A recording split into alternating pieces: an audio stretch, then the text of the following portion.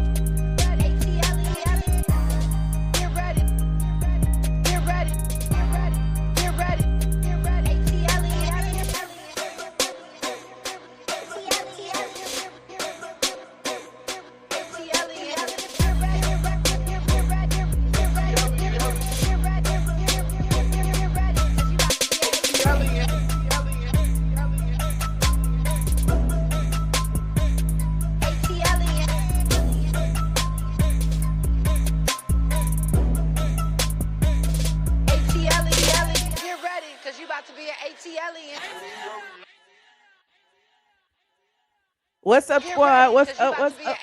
Oh no, we starting over again. No. I'm not trying to start over again. What's Casey Lee Parker said we is here for the mess, honey. We are here for the mess. We got a late night stream on a Saturday night.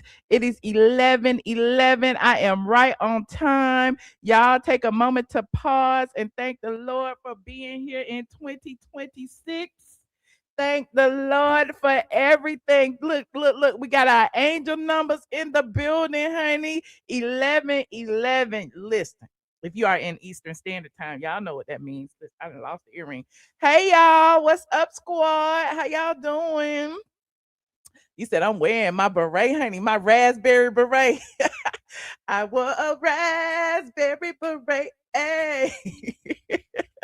I didn't feel like combing my hair today. I had a black one on earlier, and my squad told me I look like a Black Panther. Power to the people. So I was like, well, maybe I need to change colors. Okay, I need to give me a little brightness, and I won't look like the Black Panther. Okay, but y'all know I love me some reds and some burgundies and all of that. I am a Leo. I love all the oranges and the reds. Those are my favorite colors. Yes, the Parisian Michelle. Yes, Michelle.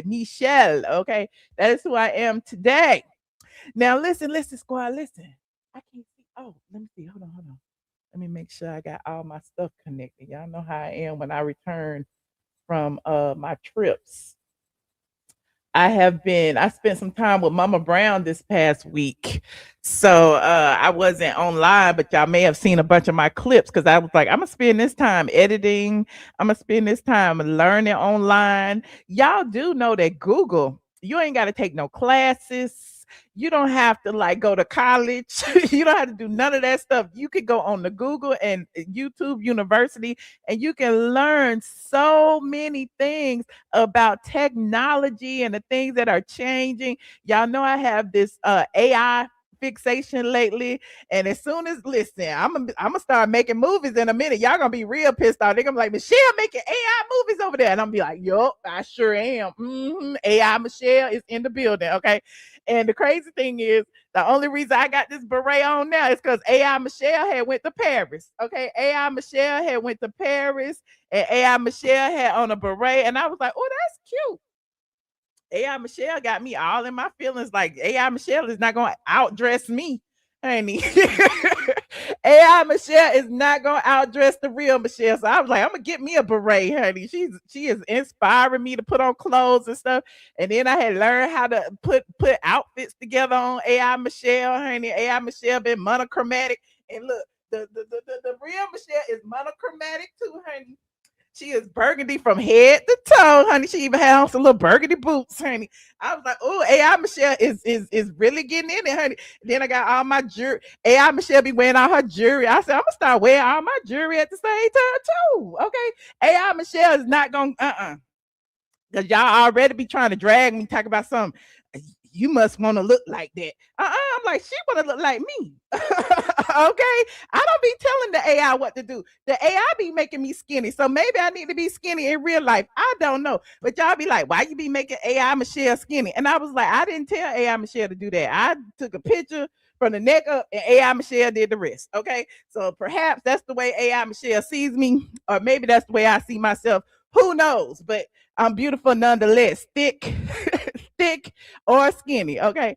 You said AI Michelle is the bum. Okay, so it's AI Princess AG. Okay, we got a lot of the squad over there be doing the AIs, honey.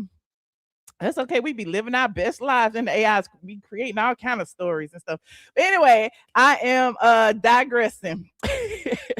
You said I'm giving AI Michelle a run for her money. Okay, well listen, I paid good money for her. I be paying good money for AI Michelle because I be running out of stories and ideas, honey. AI Michelle did a segment with Shannon Sharp while I was in Tennessee. I don't know if y'all saw it or not, but y'all know I'm gonna show it. Okay, well, I like give y'all time to get in here. AI Michelle did a little segment. Hold on. Make sure y'all hear me. Okay, y'all can hear me. Yeah, AI Michelle did a little segment with Shannon Sharp, and I had posted it over here on the YouTubes. And I know people be like, why is she doing all of this AI content? Because I can, okay, because it is content. Content is content, okay? Content creativity is creativity. It don't matter how you do it. See, that's why a lot of these YouTubers be getting mad at me, because they be like, oh, she is pushing the envelope. It show is. I see the future, and the future is AI. I see the future, just like I saw the future in blogging. I was one of the first. Okay, I see the future. So here go my look at my Shannon Sharp. Look. But see, AI Michelle didn't look like me here, but they did have me in some red glasses. So I was like, I'll allow it. Hold on, look at this. You know, people get famous and suddenly the rules feel optional. Do you think being celebrated insulated you from accountability? For a while, yeah. I mean, winning covers a lot. But when a woman speaks on her, you know, people get famous. So Michelle was over there questioning Shannon Sharp. I got some more too, honey. I had some more. It was a couple of them I did with Shannon Sharp. And the first one, Shannon Sharp was asking me about the blogging. And then the other ones, I was questioning him. Let me see what this one say. Let me see. Because some of them was looking like him and some of them wasn't. So I was like, I don't like that one. Hold on, let me do my airdrop. Oh, it won't let me airdrop. I must have turned off my Bluetooth. Hold on, let me turn it back on. There it go. There we go. Okay. Like this video as y'all get in here. Like this video. I'm gonna get to the T in a minute. Just calm down. I'm gonna get to the T. Hold on. We're gonna switch this out right here. And we're gonna put this one in right here. I may have already showed y'all this one. I don't know. I don't be knowing what I be doing. If y'all done seen it, so what? If y'all haven't, watch it again. Okay, there it is right there. And watch this. Look, you've been doing this a long time. What keeps you in it when everybody's got an opinion about you? Longevity is about consistency. I tell the truth, even when it's ugly. People call that controversial. I call it documentation. But the pushback gets loud. And the louder it gets, the more folks start. Look, see, the louder it gets, honey. See, I've been doing this a long time. He said AI shed a shirt with a sprinkle of Gucci Man with just a little sprinkle. Okay, we also be doing our word on the street, okay, our street interviews, okay. AI Michelle be all up and down these Atlanta streets asking questions, okay. And so here are some of the questions that AI Michelle had asked, okay. She asked about the Todd and Kandi divorce. Hold on, here go one right here. Cheaper to keep them? Absolutely. Kandi gonna run those numbers. All your houses, restaurants. Keeping Todd's a discount, baby. She might want it, but if it gets messy, she'll pay the fee and drop a hit about it. She can afford the exit. Girl, she keeping them budget friendly. Cheaper to keep them? Absolutely. Kandi gonna run those numbers. All your houses, restaurants. Keeping Todd's a discount, baby. She might want it, but if it gets messy, she'll pay the fee and drop a hit about it. She can afford the exit. Girl, Is it cheaper to keep him? That'll be a good question to ask tonight, because we're going to be looking at some of these divorce papers that Kandi and Todd have recently filed. Okay, y'all know I stay on the divorce documents, and shout out to the squad for keeping me in the loop, because I wasn't even paying attention. They just snuck in there and filed some more before Kandi seals the documents. Okay, but here go, wait, here go some more street interviews. Let's see this one. believe the rumors that things may have gotten physical. It sounds like them, but I wasn't there. Folks love to exaggerate, though. Do you think RHOA trips always end in chaos, or is this being blown out of proportion? Well, every time they pack a suitcase, it's believe the rumors that things may have gotten physical. It sounds like them, but I wasn't there. folks love to exaggerate, though. Do you think RHOA Yes, AI Michelle be in these streets. Somebody said AI Michelle be active. Okay, AI Michelle is active. You know what I say? Work smarter, not harder. Okay, here go another one about what was this? Oh, when I had did the Simon Guobadia latest filing, I did I said something about answer YouTube questions regarding Simon Guobadia, and this is what it came up with. Kay says Simon needs to let it go. Porsha moved on. Why he's still appealing? Girl, because ain't nobody more persistent than a man that think he been finessed. He is holding on to that prenup like it's his last dollar. ATL News Junkie wrote that prenup must be iron. Kay says Simon needs to let it go. Porsha. So it stops at 10 seconds. You can make them longer, but sometimes it'll cut off the sentence or whatever. But like they said, that prenup must be ironclad, honey. It must be ironclad. Okay. And these last two, I'm gonna go to the CVS one in a second, but this last one, I was like, what RHO moment do fans pretend never happened? RHOA moment do fans pretend didn't The happen? whole Phaedra Dungeon mess. Season 9. Folks act like that didn't blow up the whole Nah, show. y'all forget Kenya got dragged at the reunion. Everybody act like that got erased. Stop. She was classy. That's all. It was RHOA moment do fans pretend The didn't whole happen? Phaedra Dungeon mess. Season 9. Folks act like that didn't blow up the whole Nah, show. y'all forget Kenya got dragged at the reunion. Everybody act like that got erased. Stop. She Okay, so there is that. Last but not least, it's been reported that Kenya Moore's hair care line has been pulled from CVS, and I had to go on the street. Well, AI Michelle did and ask the question. I feel about Kenya Moore hair care being discontinued from CVS. Wait, it's off the shelves for real? It's crazy. I use that edge control. Is this a setback or a pivot for her? Pivot. CVS wasn't giving her space, and she can. I feel about Kenya Moore. So, yeah, we're gonna dive into that tonight. That's one of our topics. Okay. I will put the link in the description box a little later for anyone who wants to join me with my invite link, so I can get me some credits, because it takes credits to create these things.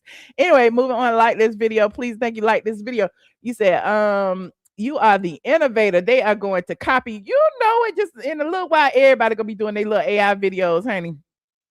I use everything. Sora, I use everything. Gemini, Meta. Okay, y'all know I got my Meta glasses. I use Meta. I use Grok. Okay, all of those are free. Okay, but some, you got to pay a little small fee. My squad know I give y'all detailed instructions on things to do over there on Patreon. So if you want to pay your $5, okay, get a little cheap masterclass, come over to my Patreon. Okay, patreon.com. I'm not like these other content creators that don't be giving you nothing, okay, or just only give you tea. I give you tea, knowledge, blog experience, honey. I be teaching the bloggers over there. So come on over, patreon.com. I am ATLien. Now, and I say all that to segue into this next topic. It's a sad one. I just wanted to give a little credit to one of my supporters who is no longer in the building. I know some of you may have noticed, some of you may have not, but Miss Dogan, Yolanda Dogan, passed away back in October. And while somebody may have mentioned it, because I vaguely remember somebody mentioning it. I never really put any credit into anybody telling me things like that because it's like y'all be saying people be expired and they don't even be gone. Like y'all, just because they not here no more don't mean they DIED. Okay. So, but unfortunately, I found out, and this is a crazy way I found out. I was, at the hospital with my mom, updating my Facebook, going through all my stuff that I hadn't been going through. And I saw that Miss Dogan had requested.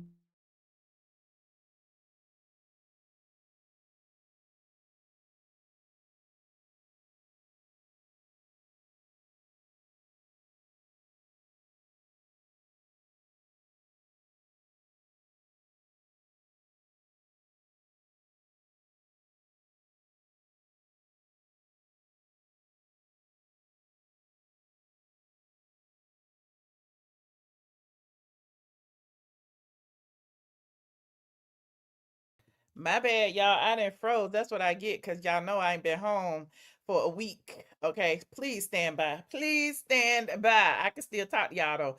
But I had went to my Facebook.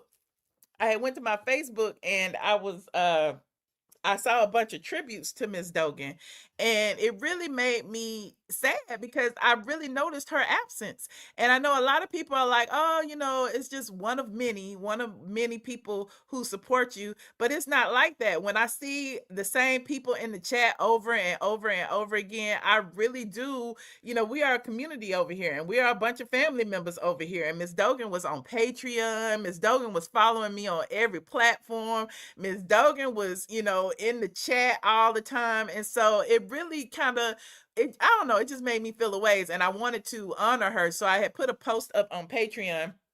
And I also put one up on members only if you are a member. I didn't want to like blow up a spot or whatever, but a couple of other squad members actually paid tribute to her as well. Again, some people may have found out in October when it happened. I didn't find out or didn't accept it, let's say that, until January. So RIP to Miss Dogan. Any friends and family of Miss Dogan who are in the chat, please send them love and light and let them know that we are definitely missing her presence in the chat, because Miss Dogan was a firecracker, honey. Miss Dogan used to call it out in this chat. Okay, so I definitely appreciate her, and I appreciate her friends and family members who loaned her to us in the short time that she was over here. Well, it wasn't even a short time. Miss Dogan was here for about 8 years. Okay, Miss Dogan was here for like 8 years. I'm gonna show you our tribute as soon as my computer comes up. It's almost up, child. It is almost up. Give me 1, 2, 3 minutes to get back in here. Hold on, we are almost there.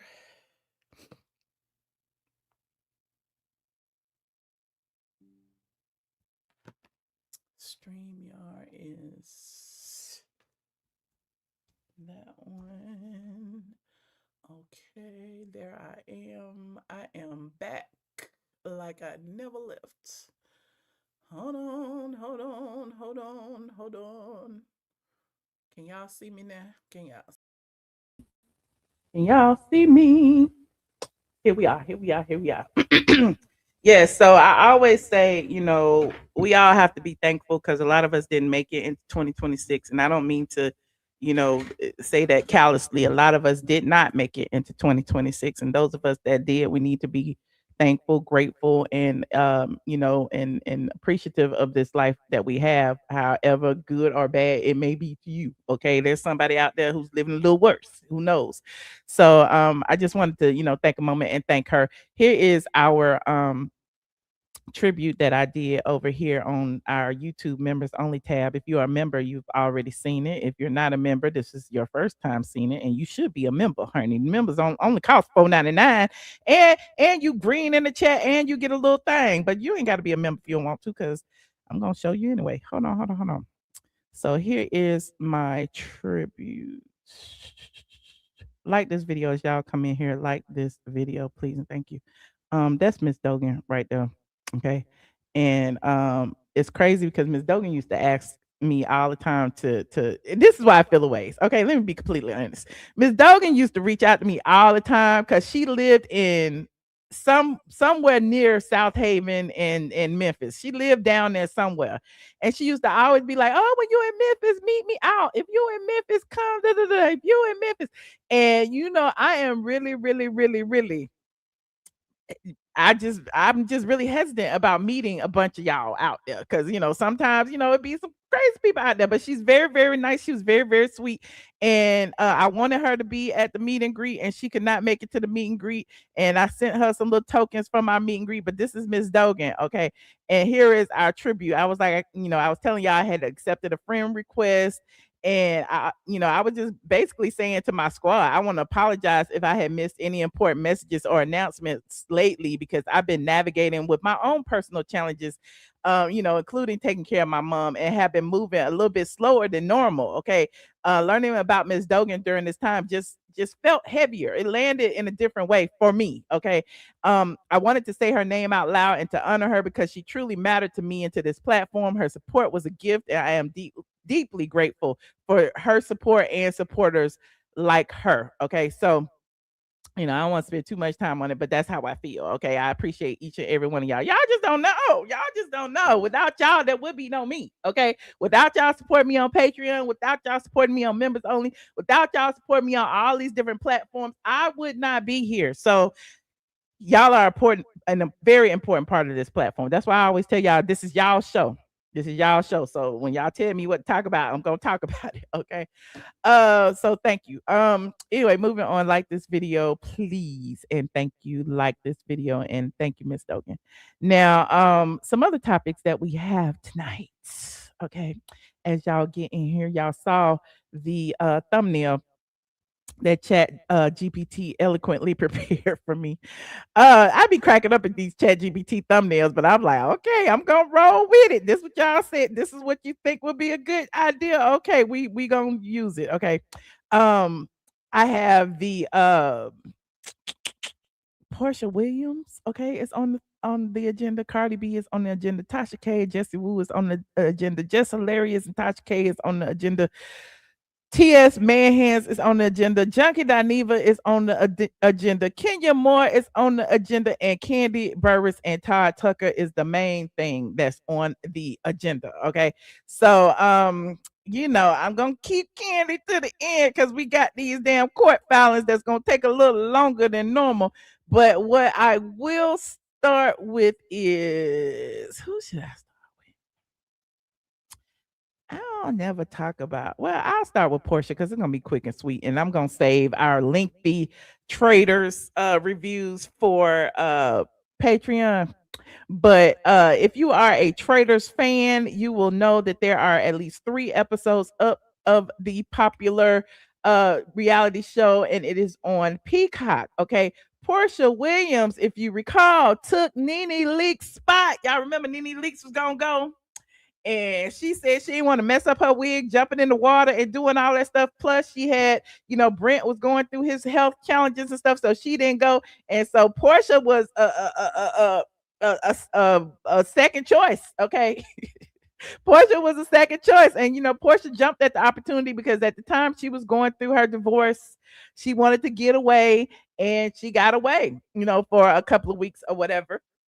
But y'all may know by now, she didn't last too long. She was one of the first people eliminated. Actually, she was the second person eliminated, if I remember correctly, because I stayed up late and watched all 3 shows. And so Porsha was on there misspeaking. Okay, she had several slips of the tongue that led people to believe that she was a traitor instead of a faithful. One of the things that Porsha said that had people looking at her side eye was, as she was sitting there, she was like, yeah, and I killed whatever the dude's name was. She was like, I killed him. Okay. I sent him home. And then she actually made a comment. Yeah, spoiler alert. Spoiler alert. I already said spoiler alert, child. Everybody already talking about it on social media. Hell, Porsha even talking about it. I'm about to pull up an interview in just a second. She also said that that there were 4 traitors. Okay, she made a point of saying, "Oh, because there are 4 traitors," and people were looking at her, well, like, how do you know there are 4 traitors? Okay, they were looking at Porsha like, you must be a traitor if you know that they are 4. But Porsha had an explanation for all of the things that she said. Okay, she did an interview with several of Bravo's or NBC's go-to people. Y'all know Bravo love going to the Caucasian media, honey. They got the Caucasian media. And so she went to Access Hollywood, and she also went to some other place. Where else did she go? But this is the Access Hollywood interview. Let's go look at it really quickly. Y'all know the drill. Copyright disclaimer in Section 107 of the Copyright Act. Allowances made for what? Fair use for purposes such as criticism, comment, news reporting, teaching, scholarship, and research. So Porsha was talking about, all the things that happened during Traitors. I'm gonna, go through a few of them, but if you want to watch the full interview, head on over to, who is this again? Access Hollywood. Okay, so listen.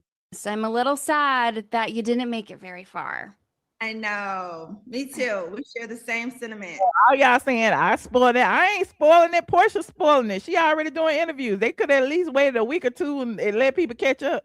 All right. Well, I need to know though, watching it back, how are you feeling? Because the big thing is like they got you on your slip up of you saying I killed Ian, which obviously you did not kill him because you weren't a traitor.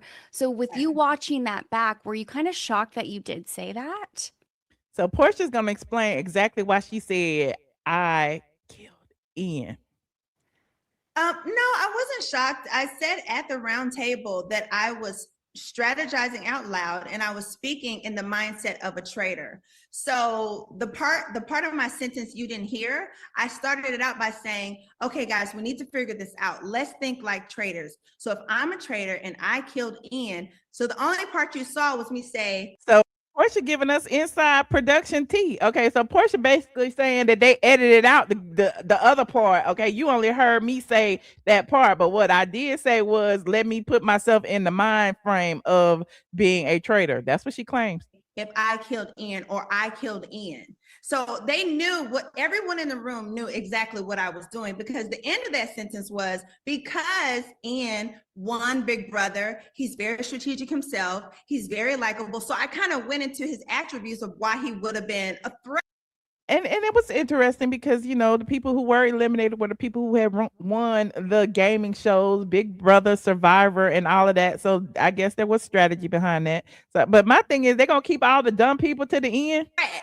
So basically, the comedian, he used that and twisted it and to be able to come up with these clues, and these contexts and like these, hard-hitting reasons, which didn't make it. Porsha said she feel a ways, honey, because that comedian, she didn't even say the man's name. What was his name? The black gentleman that's the comedian, I can't remember, who was friends with Donna Kelsey. Any sense.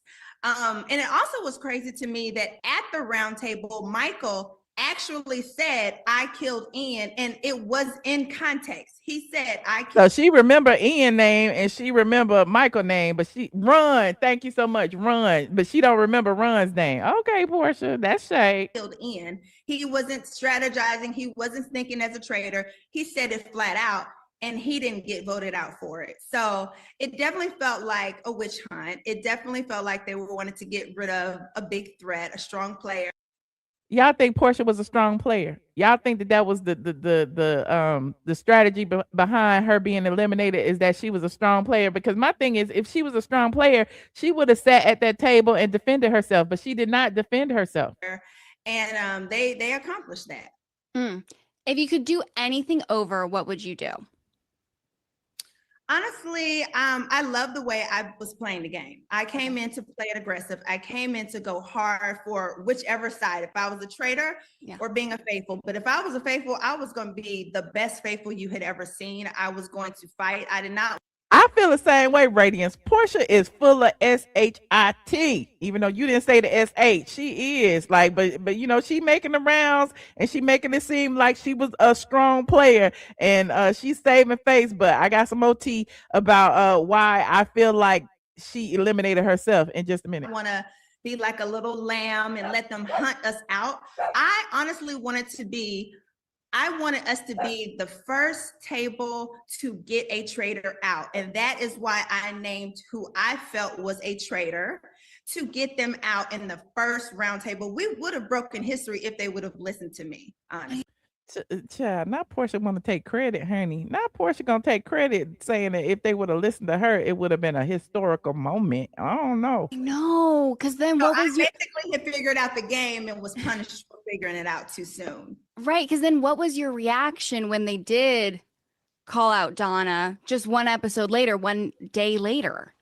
Okay, so I wasn't sure if y'all saw that because I fell asleep. So That Porsha don't even know what the people done seen. Okay, Porsha said I done fell asleep, child. I didn't even see that. No, we got the first 3 episodes. So y'all already saw. We saw that. Yes. So she was the secret traitor, and then they got her out. Okay.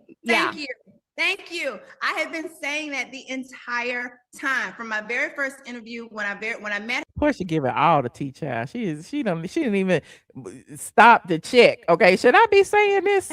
Matter of fact, as soon as she turned around from Alan showing her card, I said she's a traitor, and I told everyone that. So when we were going into spoiler alert, I told all the faithfuls that I was talking to, I think we need to go after Donna. So that's why a lot of people did go after her, because Okay, I don't want to hear about Donna. I want to hear. Okay, it's another part about Michael Rappaport, because I don't want to spoil too much of it, because Porsha was talking about everything. Okay, so the Lisa Rinna part. Let me see about the Candace and the Lisa Rinna. Hold on, we're gonna go here. Well, we got to talk about Candace, because turns out she was a traitor. How shocked were you when you found out that not only Candace but also Lisa Rinna was a traitor? So I felt at the round table, as soon as I walked into the kitchen to confront Candace with Michael to find out if he said, hunt down the housewives at the gravesite. When she lied, I knew she was a traitor. Did he not say that though? I need to go back and watch. But I recall Michael saying when they was running with the casket to put it in a housewife grave. I recall him saying that. Now, Porsha confronting Michael about it and then throwing Candace under the bus and bringing Michael to confront Candace, to me, was the backstabbing moment. Because of course Candace is not going to admit to telling her what she told her. But that, I don't know. Y'all are the Traitors professionals. This is just my opinion. Okay, the views and opinions expressed by me are expressed by me. Now, Michael Rappaport, to me, I don't like him. I never liked him ever since he called Kenya a gorilla back in the day. Okay. But I do feel like he is there for entertainment purposes. I mean, he is crazy. He is, confrontational. He has called out the other gentleman, Jam, and then Jam called him out. But I've also noticed that in calling out each other, neither one of them voted the other out. So clearly that's all just for show, performative for me. So it's interesting if you watch it. It's like it's some strategy going on. Like maybe they in on this together or something, because how you calling each other out saying that he's doing this and he's doing that, but then neither one of y'all in any round table has voted for the other. Okay, so clock that when you watch it. Okay, I'm just saying, I'm just out here watching. And Candace and Lisa Rinna, is interesting that Porsha feels like neither one of them, that they should have had her back, when clearly everybody is for themselves, aren't they? I don't know. The only reason that I did not bring up Candace's name and go at her as a traitor is because she's a fellow housewife. And through my experience of watching the different seasons, you stick together. And even if you have an inkling that she could be one, give her the benefit of the doubt. I wouldn't have voted for her. I would have done just. So she's saying what she would have done, but we don't know that to be a fact. Okay, she's saying that she would not have voted for Lisa, and she pissed off that Lisa voted for her, but we don't know that, Porsha. Hindsight is 2020, child. A regular vote of someone else or Miss Donna. I would not have said her until I knew for sure, because housewives have a sisterhood and we're supposed to stick together. So then what was your reaction when Lisa voted you out?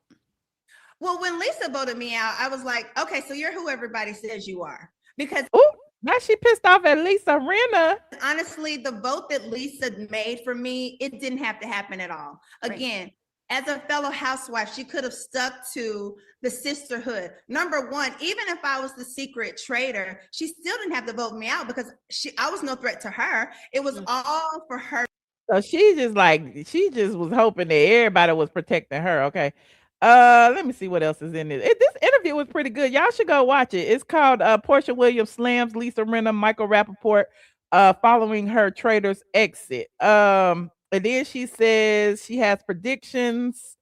Porsha Williams predicting the 4 Traitors, and then it says who Porsha thinks will make it to the end. So y'all go watch that. I don't want to spoil too much more for y'all, but it was an interesting interview. Now, one thing that I have heard, hey, Don Juan DeMarco friend, thank you for the $9.99. One thing I have heard, and I let y'all make y'all own assumptions about who and where I had heard this from. Might have been somebody in production, but somebody told me that bowing out early are doing certain things to make them vote you off early is not an issue because you still get your full appearance fee. So whatever you negotiated to be on Traitors, you still get paid that regardless of how early you leave in the game. Now, the extra money that they be making in all the little games and things like that, then, you know, you get that towards the end. But at the end of the day, she still got paid. She still got her fee. She ain't got no problem. She had to hide out for a few months or whatever after the fact so that people wouldn't suspect that that she was eliminated. But yeah, honey, don't be saying who had told me. I don't know. That y'all don't know that to be a fact. Who had told me? But anyway, I digress. Okay, shout out to Porsha for getting a check, honey, because that's all that matters. She got a check. And shout out to Michelle Carter for joining my Patreon just now. Okay.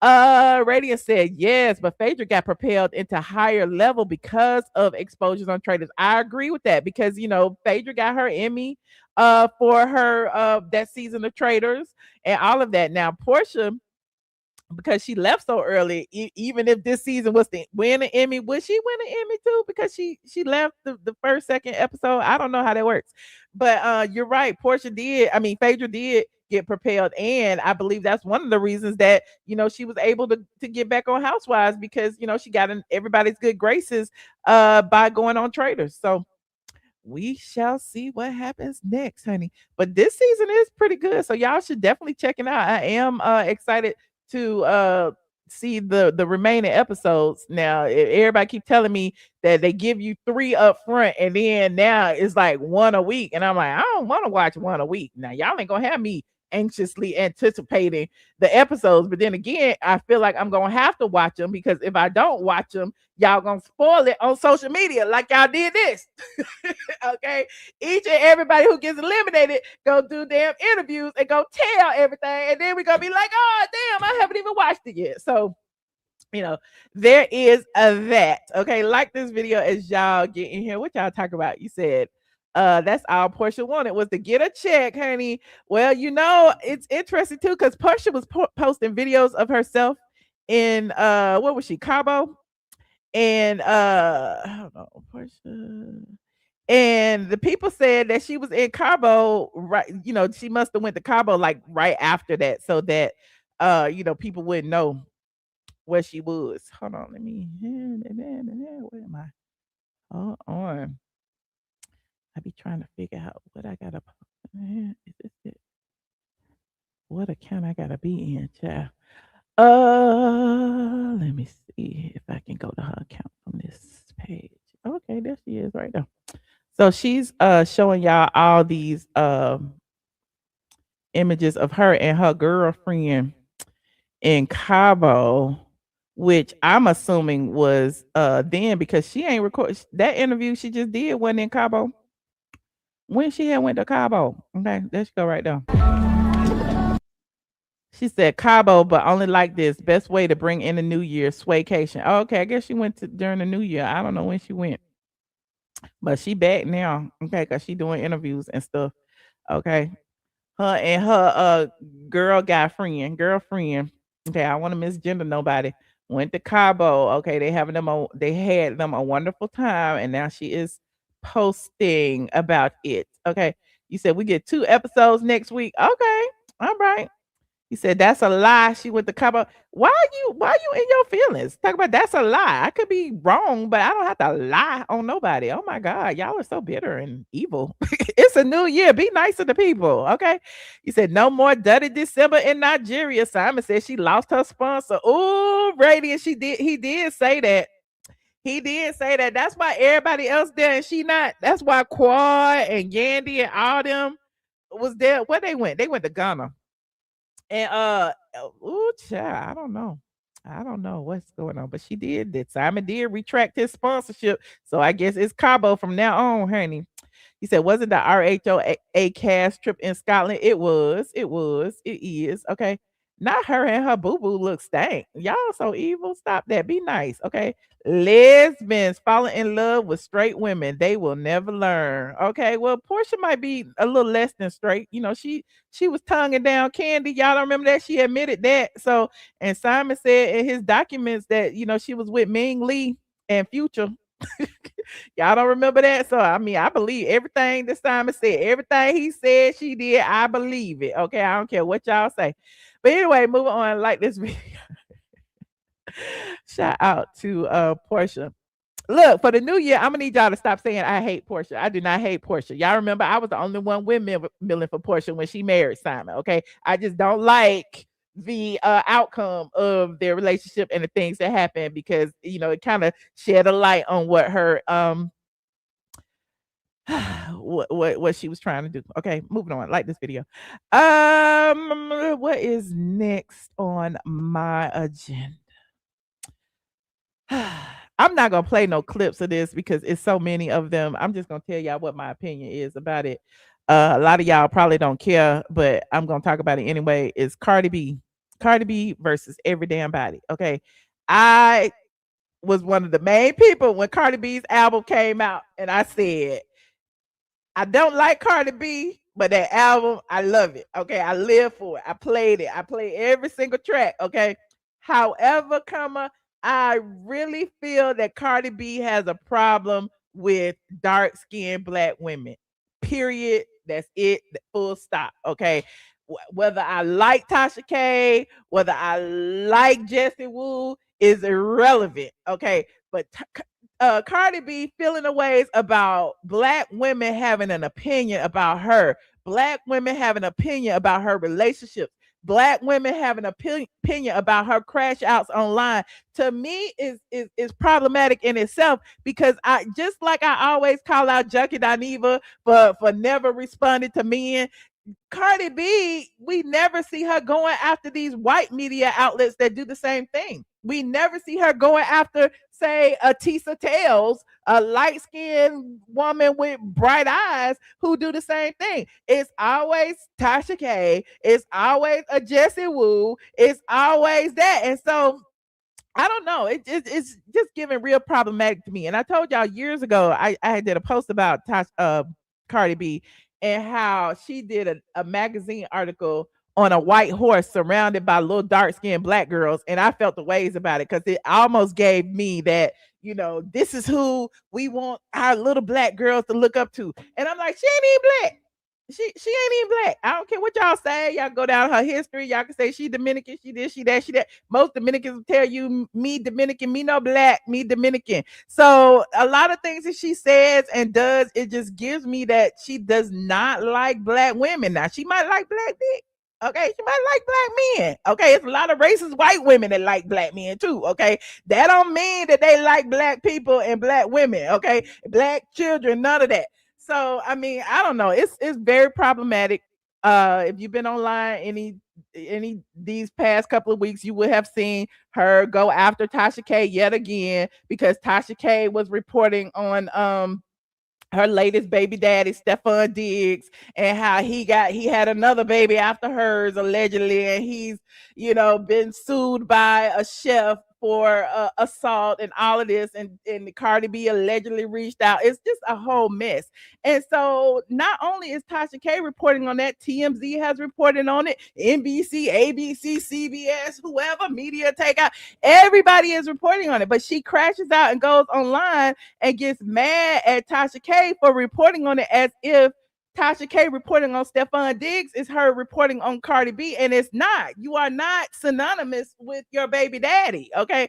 So that was the problem I had on that. And then with the Jessie Woo thing, I saw the clip of Jessie Woo was reading a super chat, and I think she said she agreed with it. Somebody sent a super chat and said that Cardi B had a revenge baby, and Jessie Woo read it and said, yeah, you're right, or something.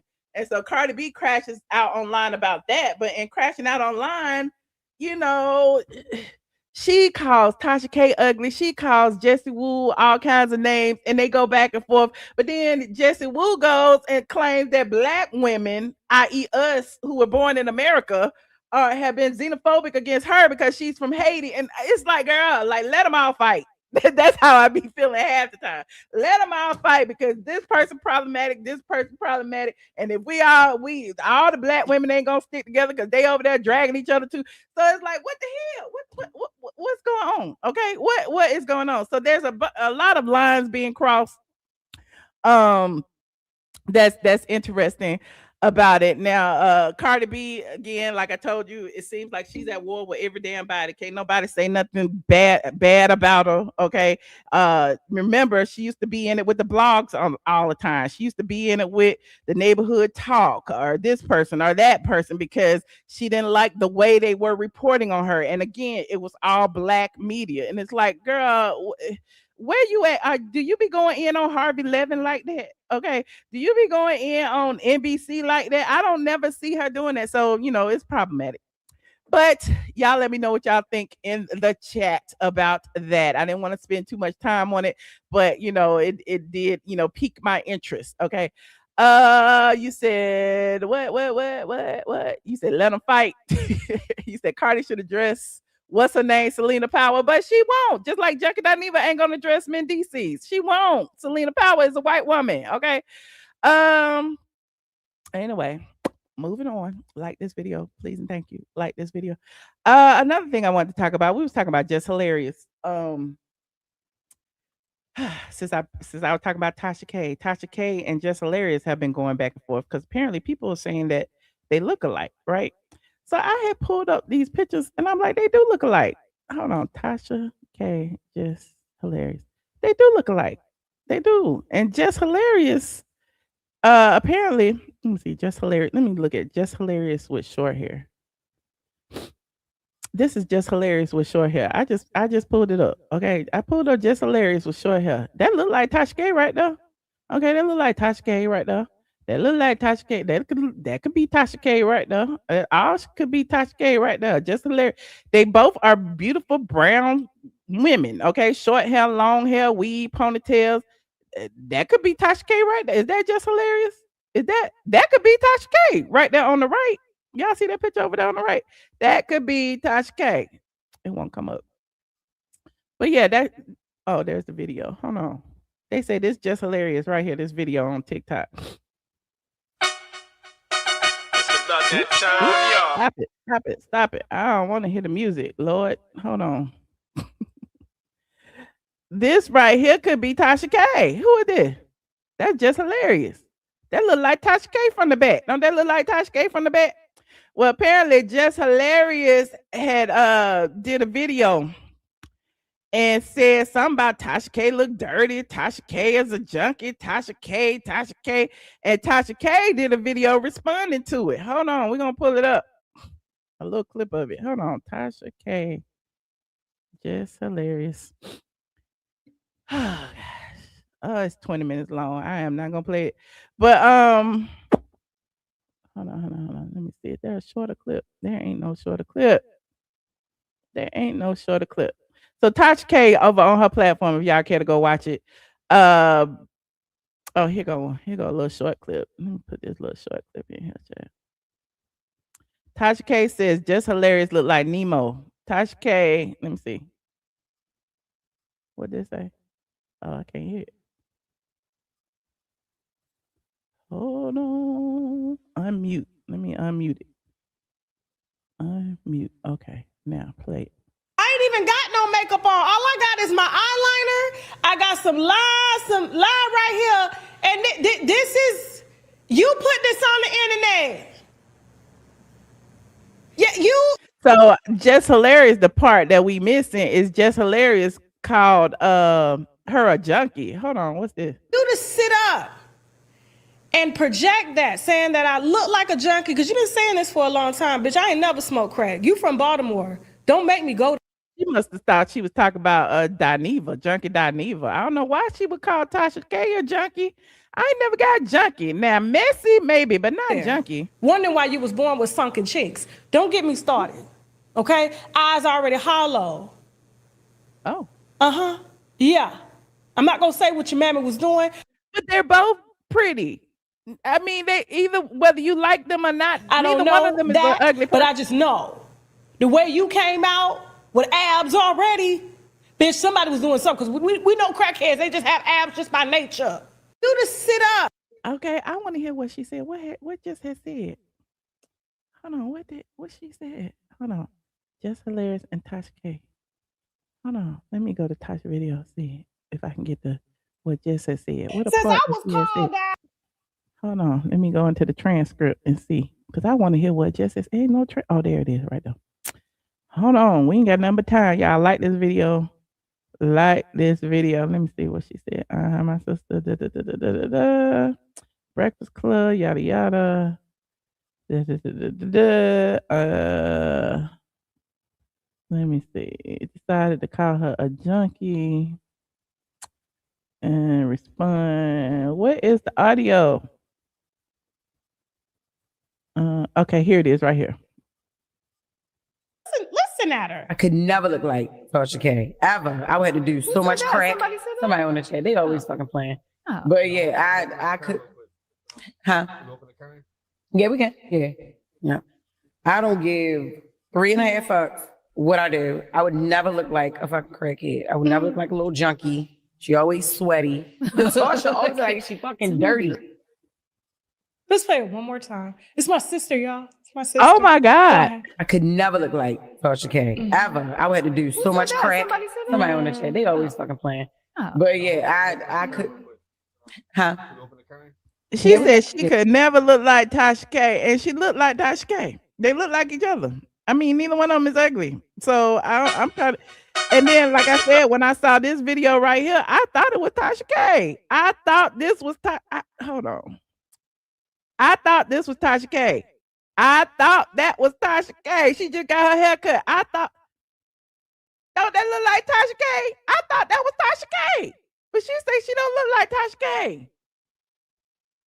Anyway, moving on. Somebody asked if Black people can be colorists. Yes, they can. Okay. We have colorist Claudia, who feels like her light skin is a privilege. And then we have some Black women like Jess Hilarious, who feels like they look better than other Black women who are of a darker hue, or who they think that they are a darker hue of. You know what I'm saying? So really, the system has played a number on us Black people, because we look down on each other the same way people of privilege, lighter skinned women, Caucasian, biracial, we look down on each other the same way. So I don't know. Y'all need to chill out. Okay. Colorism is a cancer, honey, when they both are beautiful women, and brown skin is a blessing. Okay. I would not exchange it for nothing in the world, honey. You got colorist Claudia over there begging to be Black. Okay. You said Claudia is not Black. Her mother is a white woman. You right. That's what I'm saying. I said biracial. I switched it up. I didn't say light skin. I said biracial, because there is a difference, because Black people come in various colors, shades, all of that. But when you are biracial, you are biracial. That's different. Black people can be prejudiced. You right. We can be prejudiced. We can be biased. We can be all kind of things. Okay. We're problematic. I'm just saying, we ain't perfect. Hell, I ain't perfect. But at the same time, let's call it spade a spade. Them two women look alike. They're beautiful. They're both pretty. They both have pretty brown skin, and the natural hair, short hair, whatever. They look good. Okay. So Jess Hilarious saying that Tasha K look like a crackhead. You look like a crackhead too. Okay. I'm just saying, if we had Junkie Dineva sitting right there, then I'd be like, oh, okay, she got a point. Okay. She don't look like Junkie Dineva. He look like a crackhead. She don't. But anyway, I'm digressing. Moving on. Like this video. Now, speaking of Jess Hilarious, listen. I support Jess Hilarious. I support Tasha K. What Jess Hilarious said was problematic. However, you know, there's some things she has said that I agree with. Okay. One of the things that Jess Hilarious said that I agree with was about TS Manhands. Okay. So Jess Hilarious recently on her platform had did Just with the Mess. Okay, hold on. Jess Hilarious. What's her name, child? Jess Hilarious Instagram. Had did Just with the Mess. And Just with the Mess, she called out TS Manhands as one of the topics. Let's listen to it. Hold on. Is it long? Hold on. And she's funny. Hold on. This is her Just with the Mess. And y'all know the drill. Copyright disclaimer, section 107 of the Copyright Act. Allowance is made for what? Fair use. Fair use. Fair use. And there go Jess with her short hair. Okay. Looking like another rendition of Tasha K. Okay. But here is what she said. It's Jess with the Mess, and my news is real. Blueface says his girlfriend heavily resembles King Harris. Yeah, that's disrespectful. Totally disrespectful. But if he thinks she looks like King Harris, wait till he sees Fantastic Four. She strikingly resembles the Human Torch. Comedian Sebastian Maniscalco sits down with Rick Glass. Why is there a black? I don't know. I don't want to see the whole thing. Hold on. I think it's a shorter version. Oh, because hold on. Let me see. I guess I'll watch it since we watching it, yeah. Next to me on the shelf here. This nigga said black with a hard R. How do you do that? Black with a hard R, honey. This one is very touchy. Benzino and ex-girlfriend Althea trade insults over the holiday. So Althea alludes to Benzino sleeping with Bobby Valentino. Sorry, Bobby. He's one of my really good friends. Benzino then reveals that Althea has been just released from a mental facility and she's been keeping their son away from school. I just want to say, I believe everybody here. And now, I remember that time moment. You don't look... I believe everybody too. Benzino is problematic. Althea is problematic. And then they got the child that they got a co-parent. And I don't know what's going to happen. But yeah. Like the sisters. They look alike. Are you sure you have the same parents? I mean, you're all cute in different ways. You look more like Kim. Yes. Yeah. What does that mean? Now she playing, what is this? The View, child. I don't want to get triggered. Hold on. Let me let this play. Keep going. Okay. She basically called Chloe the ugly sister, while she resembles the ugly sister from Hocus Pocus. Oh shit. Sorry, Joy. Hopefully I can still get up to the View to promote my book later. God damn it. To Brad and Miss Judy, showing that love is in the air.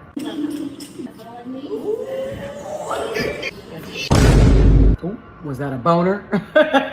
Get a room. I love it. Brielle Adams. Y'all are hilarious. Wheatley does the cannonball contest.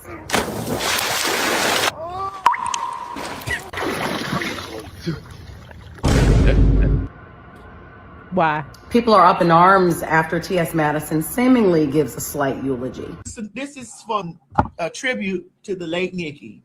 Now listen, I almost never agree with what's his dick, right? But we can agree that he wasn't wishing death on Nicki Minaj. I don't believe that. I think it was more so of the old Nicki that he once knew is now gone. And now this new Nicki is completely unfamiliar to him as she sits with Erica Kirk and tells the world that it's okay for boys to be boys. If Nicki would have said it's okay for men to still know they're men, then it's like, oh, we get what you're saying. Oh my God, oh, okay, I got it. Comedian Lala Milan. She didn't say nothing wrong. She didn't say a thing wrong, did she? I want to see the rest of it. Expresses why she's open to dating women. I was like, you know what? Maybe it's not that bad because as far as I'm concerned, I already dated a woman. When was this? My kid is, my baby mama wasn't actually a woman, but the characteristics and stuff. Listen, feminine men exist. It might not be that bad because I was already homo.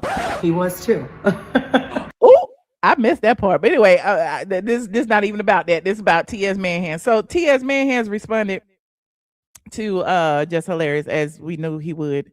And let me see if it's still over here. Let me see. Hold on.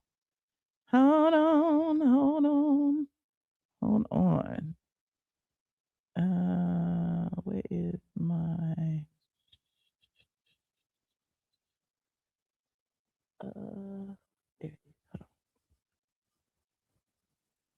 You said just doesn't look like TK. They are both dark skinned, and that's it. I think that, I mean, they don't look like twins, but I mean, they don't look too different either. Let's just start there. Okay.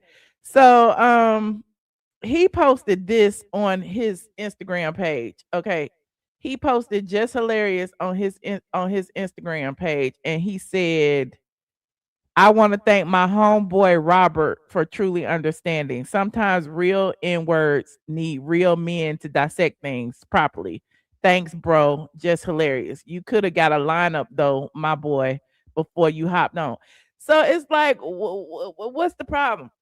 I honestly think he's just doing that for clout, because at the end of the day, Jess Hilarious is still on the Breakfast Club. Okay.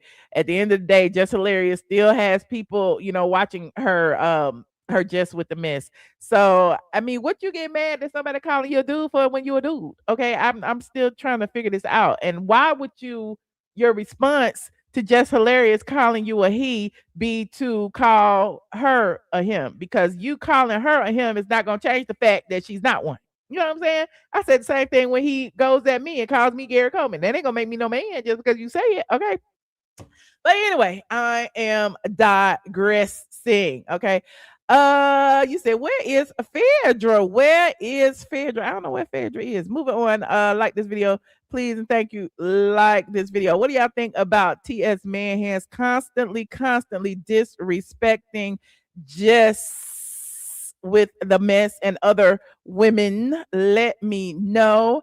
In doing so, I was also tagged in another, somebody brought this up about TS Manhands attacking women. Okay, hold on. And I had to respond. Okay, I had to respond because y'all know I was the first person who called TS Manhands out about being in women's bathrooms and going in on them about maxi pads. If y'all don't know, you could Google it. You could type in TS Madison maxi pad on YouTube, and my video will come up from about 2 years ago. He was in a women's restroom at a truck stop, and apparently the lady was in there changing clothes, and he saw her big maxi pad, and he had to run out, just like little boys do, run out to his car and go live and tell people that, it was a woman with a maxi pad on in the women's restroom. Okay. And so now people on X, okay, shout out to Harriet Eve and shout out to Jeff for tagging me in this. I believe it was Jeff. Wrote this, and some of it I agree with it, and some of it I'm just like, But Harriet wrote, Black transgender woman TS Manhands gained notoriety by disrespecting, degrading, and dragging Black biological women on social media with no pushback from Black biological women. Jess Hilarious responded to a delusional, disrespectful Black transgender woman, and somehow TS Manhands became the spokesperson. She put spokesperson for the Black transgender community. TS Manhands is one of the Black homosexuals who put sexual orientation over and above race until it is beneficial. What's interesting to me is that the LGBT community has never fought for Black homosexuals or Black transgenders unless it was beneficial for them and the Democratic Party. I don't know about that, but that's her opinion. It's the audacity of TS Manhands being all up in his feelings after all the diabolical disrespectful ish he has said about Black biological women. I can agree with that. Miss me with the fake outrage from this fake hoe. Biological men should never be allowed in biological women's bathrooms or locker rooms. Now she brings up a clip of TS Manhands, and when I played it on my live stream back in the day, I twisted his face and edited his voice, but this is the actual video unedited so that y'all could see with your own eyes how he feels about women. And this is him with an Instagram filter on, clearly, because his skin is not that smooth, honey. His cheekbones look like saw. But anyway, hold on, listen to this. I just left out of the bathroom at one of these rest stops over here on the road trip, bitch. I just saw the biggest motherfucking maxi pad I ever seen in my fucking life. Okay? I went in the stall to pee. I came out from peeing, and this lady had her shirt, her panties, her bra, and her motherfucking big gigantic ass ultra maxi pad hanging over the stall.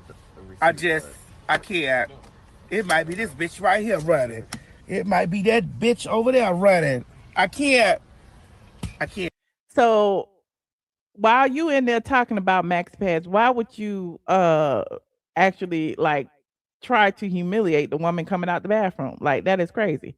Somebody said that's old, give it up. It don't matter if it's old or not, it happened. Y'all act like just old tea don't exist. Okay, the same way y'all be doing me about the Junkie Dineva stuff. Y'all act like because it's old it don't matter. It matters. It gives you an insight into somebody's personality, into their psyche. So yeah, it's old, but yeah, it's him, and yeah, he did what we said he did. So old or not, we gonna talk about it. Same thing, colorist Claudia. Yeah, it's old that she said she can't see black people in the dark, but she said it, and it gives us insight into her personality and the way that she feels about people. Okay.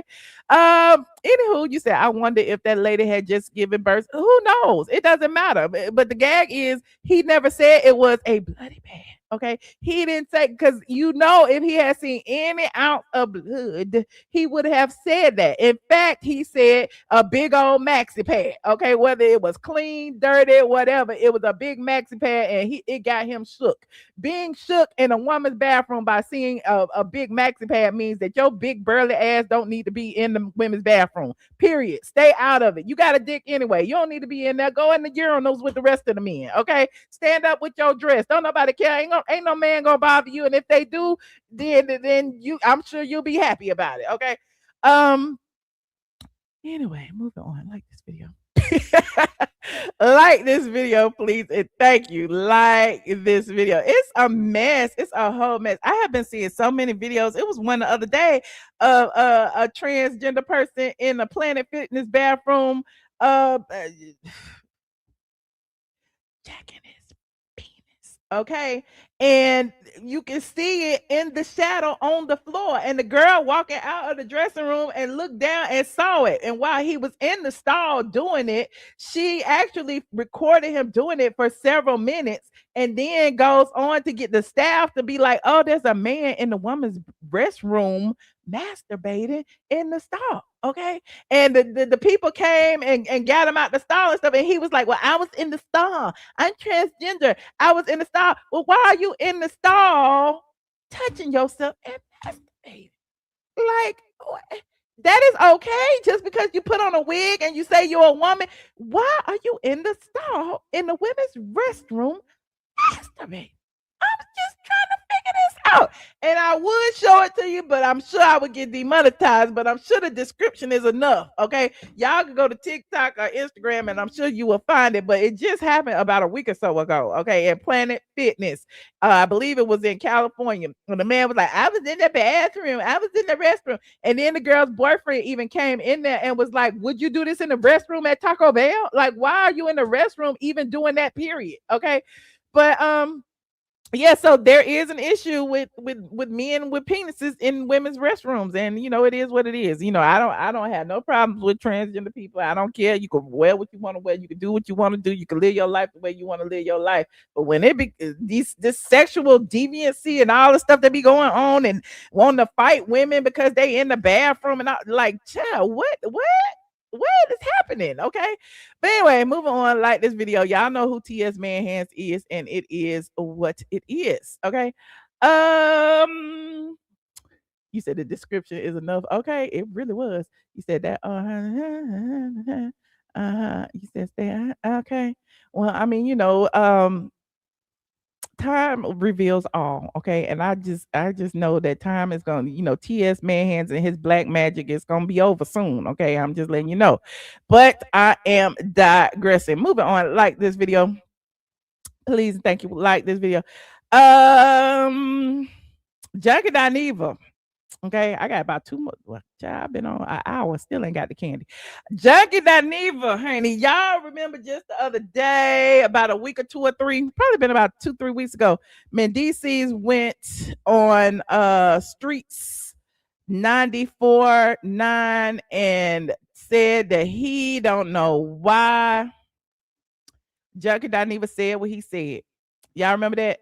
He went on the interview with Young Jock and Miss Shanika and Shorty and said, I hope to see Junkie Dineva out in these streets, honey. I need to ask him. I am going to personally ask him what is going on. Now, hold on. Let me pull it up. And now people was like, well, where Junkie Dineva? What happened to Junkie Dineva? Why Junkie Dineva ain't said nothing? Junkie Dineva is gonna come back and he is gonna drag everybody. The junkie is gonna tell us what had happened. Okay, the junkie is gonna tell us. Hold on. And so what had happened was the junkie ain't told nobody. The people been waiting. The people say that they was waiting on Junkie Dineva. The people say Junkie Dineva left town, child. The people say that Junkie Dineva ain't been in none of the spots that he used to be in. The people say that that Mendeecees been looking for him, okay? And the people say that the junkie cannot be found. Meanwhile, online, the junkie, I guess, returned online and still didn't say nothing. And the people been saying, they was all up under my post. Oh, I can't believe that. The junkie gonna read Mendeecees. The junkie is gonna read him. This is what, let me refresh your memory. This is what Mendeecees has said. Y'all know the drill. Copyright disclaimer on Section 107 of the Copyright Act. Allowance is made for what? Fair use. Okay, so Mendeecees has said this. Hold on. What about is that the part about the junkie part? Let me see. I want to know. Do you know who knocked out Tamar teeth? Because what is happening? No, I have no idea. Wow. Okay, and then Funky Dineva came and alleged that you guys had this secret affair and that you were pulling. I have no idea. You don't know what that is at all. Part of the problem with this. Yeah, listen. He said he don't know nothing about it, and this is what Junkie has said right here. Hold on, let's see. Whole thing was, Tamar, is that I was never comfortable with the relationship that you and Mendeecees had in front of me. Do y'all want to know why I did not get out the car and go upstairs with Tamar when we got back to her house? Now, y'all remember he said this. Now, where the junkie bunch at who was taking up for him because, you know, he was saying Tamar was a home wrecker. Tamar didn't do it. Tamar went upstairs with about 4 men. Tamar and Mendeecees, they was all over each other. She was with that lady husband. Tamar asked me for Dr. Heavenly number. Y'all don't remember all those things. And then he come back and tell you a different story. And you be like, oh, okay. He said something different this time. But listen, here's what he finished.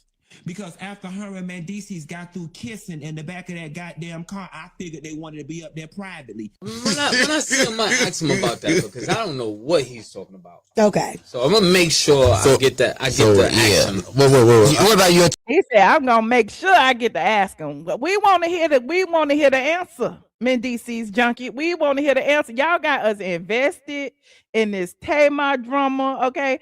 The Tamar that knocked the teeth out. Who knocked the teeth out? The junkie was there the night she knocked the teeth out. Tamar had took him to Ruth Chris, brought him dinner. Then they went to V12 Live and had a party. And Junkie got mad because they wanted Tamar in the pictures and not him. And then he was like, that wasn't no party for me. That was for her. Then he started dragging her. Like, I'm just trying to figure out what's going on. And it don't matter if him and Tamar were kissing. It don't matter if him and Tamar were talking. What matters is Junkie went to his platform and created a narrative that Tamar Braxton was a home wrecking whore, a slut from the 90s, okay? And everybody ran with it. And nowhere have we heard that any different, okay? Mendeecees said they not together. Even if they did, he was like, even if I wanted to, I could, but I didn't, okay? So I don't know. Tamar, what happened that night at the party? Nothing happened. Y'all was kissing? Nothing happened. Nothing. So wait, I want to ask this question a little differently. Come on, because y'all just hit him with these questions. And he's like, right? Young Jock said, I'm a twist it. I'm gonna ask him a little differently. Look at Mendeecees' face. He like he ready for it. I think it wasn't just that Funky Dineva came out and just said these allegations. It was his On that level video. of doubling down and tripling down and quadrupling. See, that's the point. This is a man, honey. When you come at a man, see, Junkie used to going at all these women and saying all this negative stuff about women and calling them whores and bitches and fish and stuff.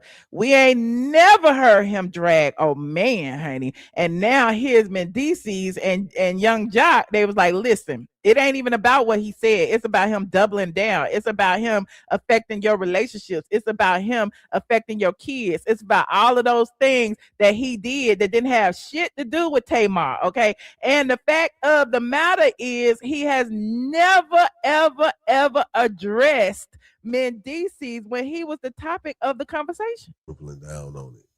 Yeah, I can't wait to see him. Cause I really can't wait to see him. I pray I bump into him because I really want to ask these questions myself. But so he never saw y'all kissing. He said, I pray I bump into him because I want to ask him these questions. Okay. Junkie Dineva is not going to answer to no man. He going to run scared like the little bitch he is. Like y'all wouldn't even like talking close. She had an ear part in, so he had to get close to make sure she hear you. But you were single at this point. This was a few months ago. It ain't like y'all was together. I mean, technically, if I wanted to, I could do anything I wanted to. I don't have to. It's not at this point I'm answering to somebody. Right. But that's not the case. Okay. I want to know. Do you know who? He said, technically, if I wanted to, I could, but I didn't. Okay. Even Tamar said, if we wanted to, we could, but we didn't. Okay. So I don't know. I mean, you know, people gonna believe what they want to believe anyway. People gonna believe who they want to believe anyway. But I told y'all before, Junkie Dineva is a misogynistic junkie. Okay, he has lied on people before. He uses his platform to smear people's names. He did it to me, which is what triggered me to talk about the Tamar situation. Because how you mad at somebody you say your friend and then come on and like literally try to obliterate her? How you mad at somebody you say is your friend and then go on your platform and be like, ain't nobody gonna believe you anyway? And that's the point. He was using his platform to kind of like sway people's opinion and then to go live and be like justifying the fact that don't nobody like her anyway, so ain't nobody gonna believe her anyway because don't nobody like her. I can say whatever I want to say, ain't nobody gonna believe her. Ain't nobody gonna believe her. So, you know, there's that. Okay, there is that. Junkie is MIA. Where he at? Y'all let me know, where is the Junkie bunch? Okay, because I know y'all camp out over here. Okay, where is the Junkie bunch? Y'all be like, Junkie this, Junkie that. Junkie gonna save the day. Junkie gonna curse everybody out. Junkie gonna tell y'all what it mean. Where he at? I want to know because we had all the YouTubers was talking about what Mendeecees had said. Okay, it was all up and down the timeline. Mendeecees say he looking for Junkie. Mendeecees looking for Junkie. Them same YouTubers. I ain't even seen the YouTubers asking this question. Okay, that I'm asking. Where is Junkie? Where is the answer? We need some more content. Where is the answer? Okay, don't be acting like you know you gonna don't do stuff publicly and then apologize privately. Okay, if you gonna apologize to Mendeecees or if he apologized to you, we need to see it. Okay, you came to the internet to drag Tamar, you put Mendeecees in it, you talked about you did all of that, and now you radio silent. You ain't said nothing. If I'm wrong, y'all let me know, Junkie Bunch. I mean, where y'all at? If I'm wrong, y'all let me know. You say, I can't believe my 80-year-old mother knows about this Junkie. Look in the jail database. He in the jail. He in Brazil getting that discount chemo. Oh, Lord, not the discount chemo. He don't need to do that. He need to get the good chemo. Appearances on reality TV does not erase the past of folk, particularly those who have served time. Not all were falsely convicted. I don't even know what you're talking about. Junkie don't want to get bitch slapped. Well, anyway, I just wonder if y'all see what I see. Okay, I'm just saying. I say it all the time. I know y'all be like, you say he don't like black women. He just don't like you. He don't like no black women. And the fact that he disrespect y'all, and y'all are the reason he make his money. But when a man comes and step to him, all of a sudden he goes radio silent. It's just interesting. This is 2026. We calling them out as we see them. Moving on. Like this video, please. And thank you. Like this video. Somebody said, ask Dr. Heavenly where a junkie is. I don't know. Y'all gonna learn about hanging out with them men who want to be women, honey. Yeah, they be wearing the wigs, child. He be wearing the wigs, child. Anyway, moving on. Y'all remember when he stopped wearing wigs when I called him out and I told y'all that he was only wearing wigs to portray the worst stereotypes of black women, then he stopped wearing wigs. That's why he hate me. If I was him, I hate me too. Anyway, moving on. Let me see. Now, who is next? Oh, let me talk about this really quickly before I get into the Kandi stuff. I know y'all been waiting patiently for Kandi. CVS has discontinued Kenya Moore Hair Spa. Not Kenya Moore Hair Spa. I'm sorry. Kenya Moore Hair Care has been discontinued from CVS, according to Reddit. Hold on, Kenya Moore Hair Care. According to Reddit, CVS has officially stopped selling Kenya Moore Hair Care. And I know y'all be like, Michelle, you're such a hater of Kenya Moore. You don't like Kenya Moore. You don't. It ain't. Listen, I'll just be delivering the news. I could care less one way or the next. Okay. I didn't even write this. Okay. I am just a blogger. Okay. It says CVS officially stopped selling Kenya Moore Hair Care. Okay. Sorry, we didn't find anything. If you go to CVS.com and type it in, it ain't there no more.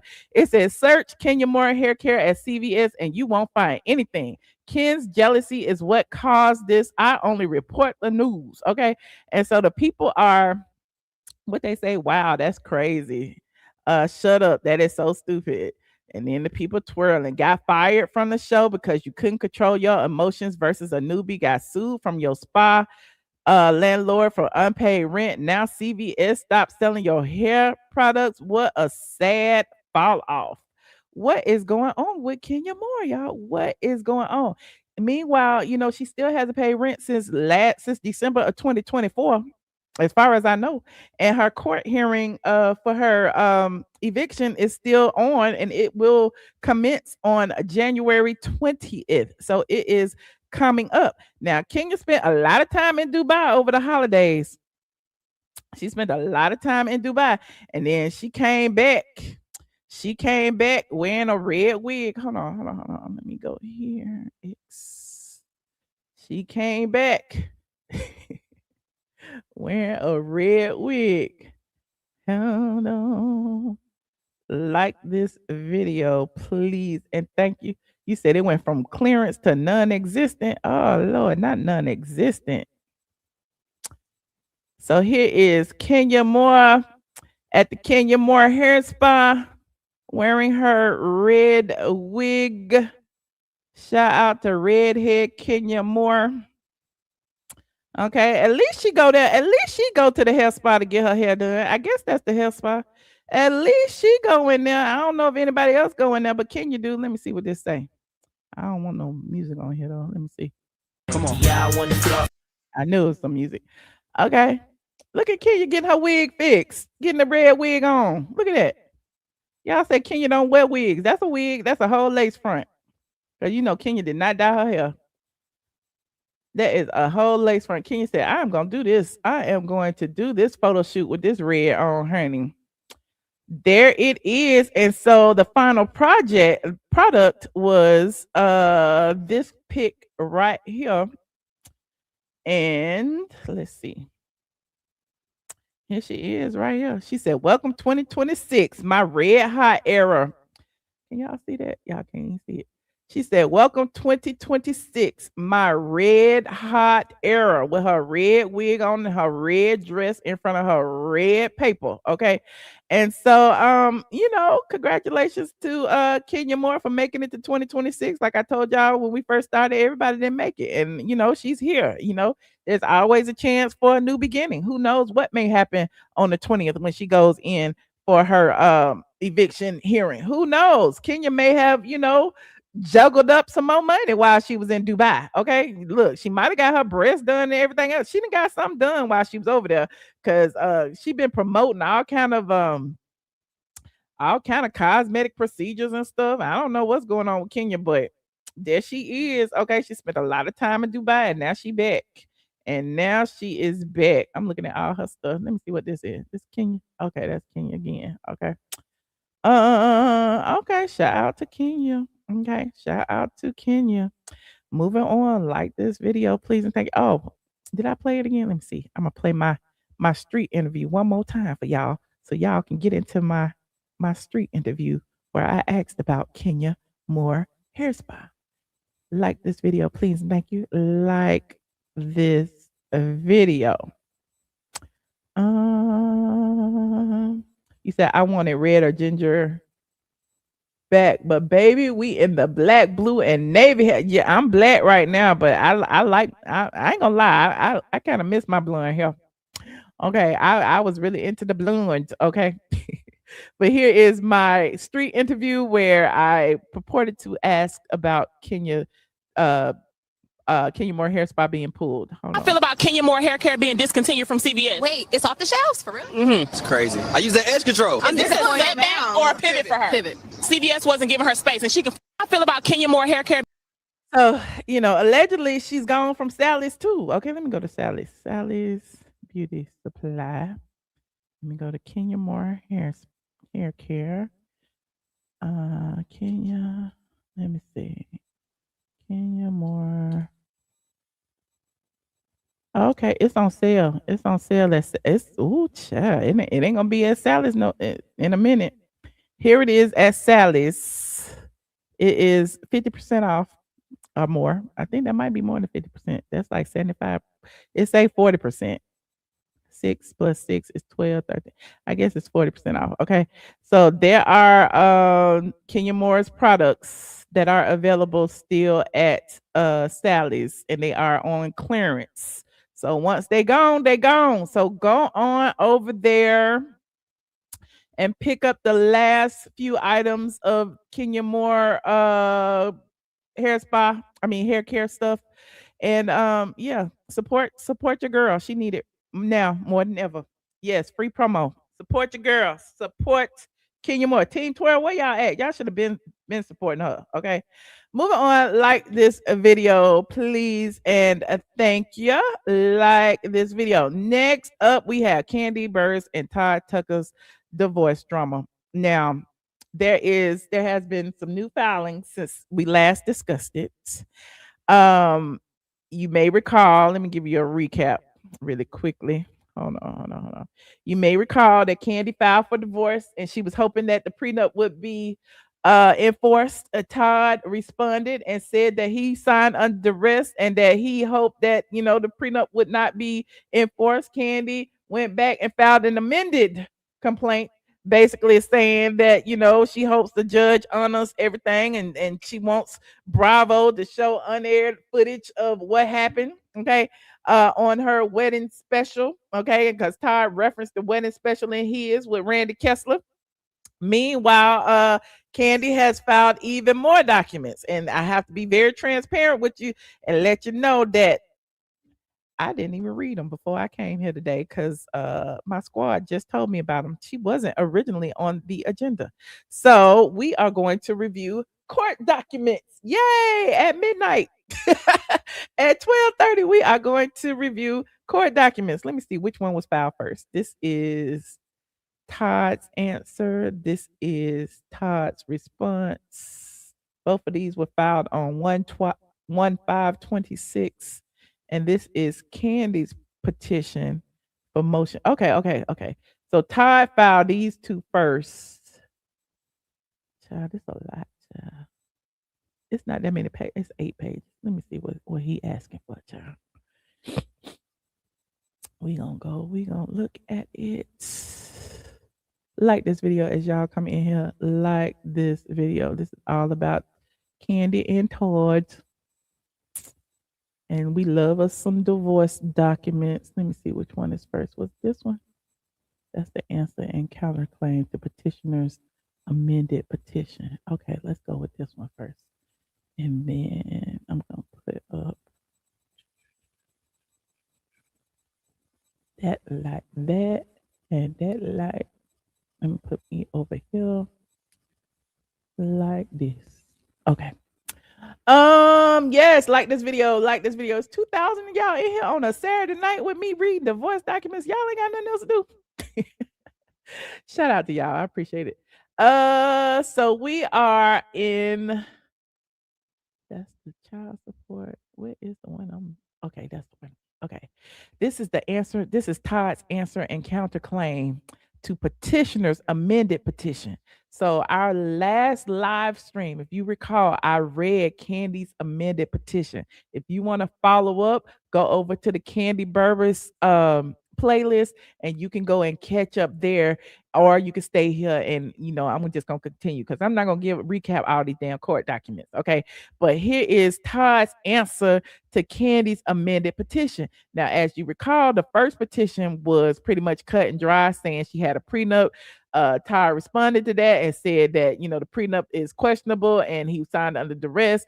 Kandi's response and amended petition basically said he didn't sign under duress, and she wants a judge to review it. And this is Todd's answer to that and his amended petition. So they've been going back and forth and back and forth and back and forth. Meanwhile, they've been like spending holidays with the kids. They were spending Christmas with the kids. Okay. Todd took the kids up to New York or whatever. And again, this was filed January 5th, 2026. I know a lot of people over the Christmas holidays was like, oh, Todd is in the picture. Kandi is in the picture. They must be back together. It must be cheaper to keep them. But it doesn't matter. Even Kandi said in her Amazon Live, she wants to portray a friendly front. Okay. She wants to be friendly with an ex, even though it may be difficult because they have filed for divorce. Okay. Meanwhile, and remember, Kandi filed a motion to seal the documents. Okay. She don't want people like me in these documents to see what's really going on. She also went to her platform to say she is going through it, and she asked for privacy during this time. In addition, for Kandi doing all of that, each and every interview, each and every live stream, each and every post that Kandi does has included Todd or some reference to the divorce. So I'm like, well, too, maybe she don't want no privacy during this time, because if she wanted privacy during this time, she wouldn't keep baiting us with all this different information. Okay. So because the judge has not sealed the documents, see, if it's sealed, I'm going to respect it. But because he has not sealed the documents, we still read them. Okay. So this is Todd's answer and counterclaim. Okay. So answer and counterclaim to Kandi's amended petition. So comes down T. Jermaine Tucker by and through his counsel, Randy Kessler, and Aisha Howard James of Kessler and Alimony. I laugh at myself. In direct response to Kandi's amended petition for divorce, which was filed in answer to his answer and counterclaim to petitioner's amended petition for divorce, making it clear that he seeks an immediate award of temporary custody, especially given that petitioner is working out of state and husband is in effect the primary caregiver and custodial parent. So all this time during Christmas holidays that Todd and Kandi were taking pictures and stuff, they still arguing over custody. Todd said he wants immediate custody. Okay, he wants like legal custody, and he probably wants child support too. He's still taking pictures. He still say he daddy daycare. Meanwhile, we're gonna look and see what Kandi's response to that is. So Todd continues. Husband admits the allegations in Kandi's amended petition for divorce to the extent that Kandi Lanice Tucker, the petitioner, filed her petition for divorce before Fulton County Superior Court on November 21st, 2025. By way of further response, husband filed his answer on November 26th and filed his acknowledgement on December 17th. Husband admits in part the allegations contained in paragraph 2. Blah, blah, blah, blah, blah, blah, blah, blah, blah. I'm trying to see if there's anything new in here because we read these petitions. Now, number 4 says husband neither admits nor denies the allegations contained in paragraph 4 of the amended petition. By way of further response, husband denies that any statement attributed to him constitutes an admission regarding the voluntariness, fairness, or enforceability of the prenuptial agreement. Husband further objects to this allegation to the extent it seeks to imply or disclose alleged attorney-client communications, which are expressly denied and remain protected by law.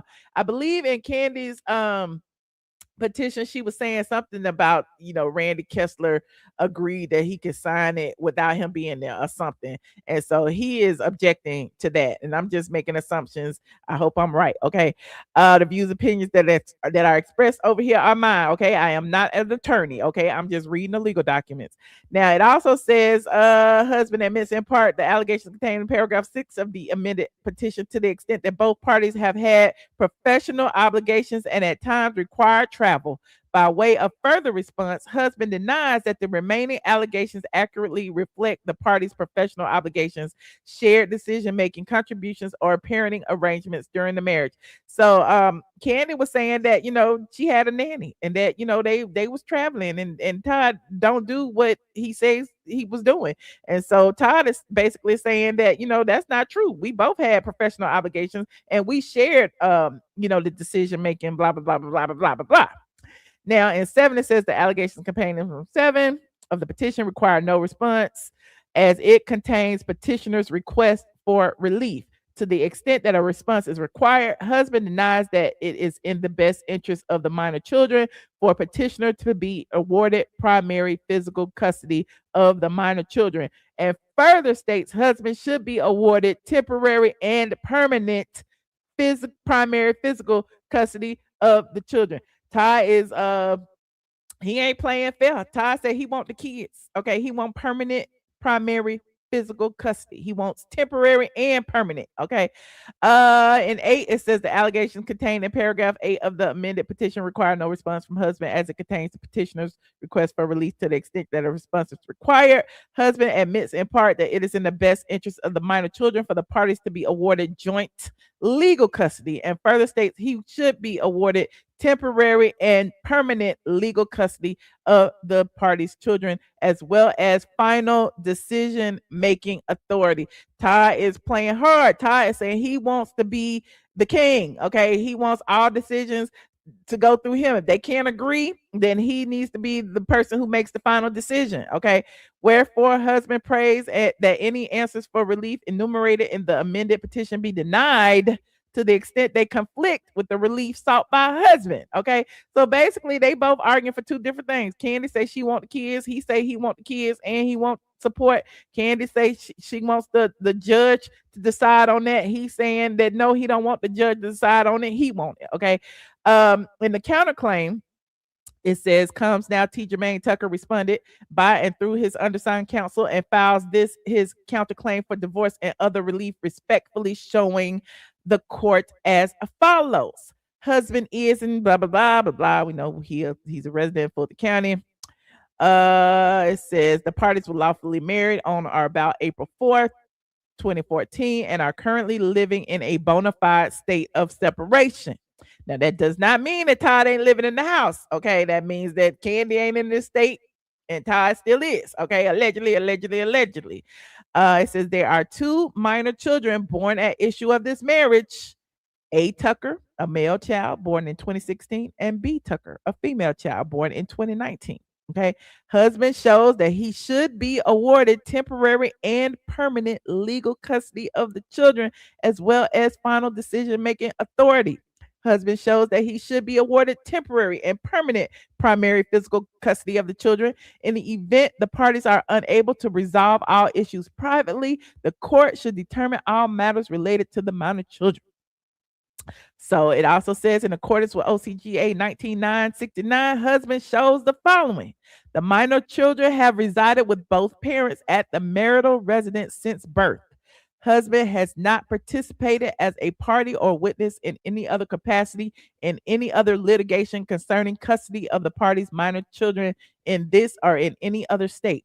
Husband has no information concerning any other custody proceeding concerning the minor children presently pending in any other court. Husband knows of no person, not a party to this proceeding, who has physical custody of the minor children or claims to have custody or visitation rights with respect to said children. So he's establishing that there's no other people besides him and Kandi that have custody of these children. Okay, so I don't know what Kandi talking about, okay, with these nannies and stuff, but Todd is saying, look, it's just me and her. Okay, it says husband requests that these issues be heard at the 30-day status conference on January 12th. That's tomorrow. Okay. What else is saying? and that this matter be scheduled for a temporary hearing at the court's earliest convenience to address temporary custody, parenting time, and all other temporary issues necessary to promote the best interest of the minor children. Husband is entitled to a divorce from petitioner on the ground that the marriage is irretrievably broken, as defined in OCGA 1953-13, and there are no prospects for reconciliation. Husband is further entitled to a total divorce or divorce a vinculo matrimony, while husband remains hopeful that the parties can resolve all issues amicably and privately. Husband expressly reserves the right to assert and add additional grounds for divorce as permitted by law. Husband shows that the parties signed a prenuptial agreement dated April 4th, 2014, immediately prior to their wedding ceremony.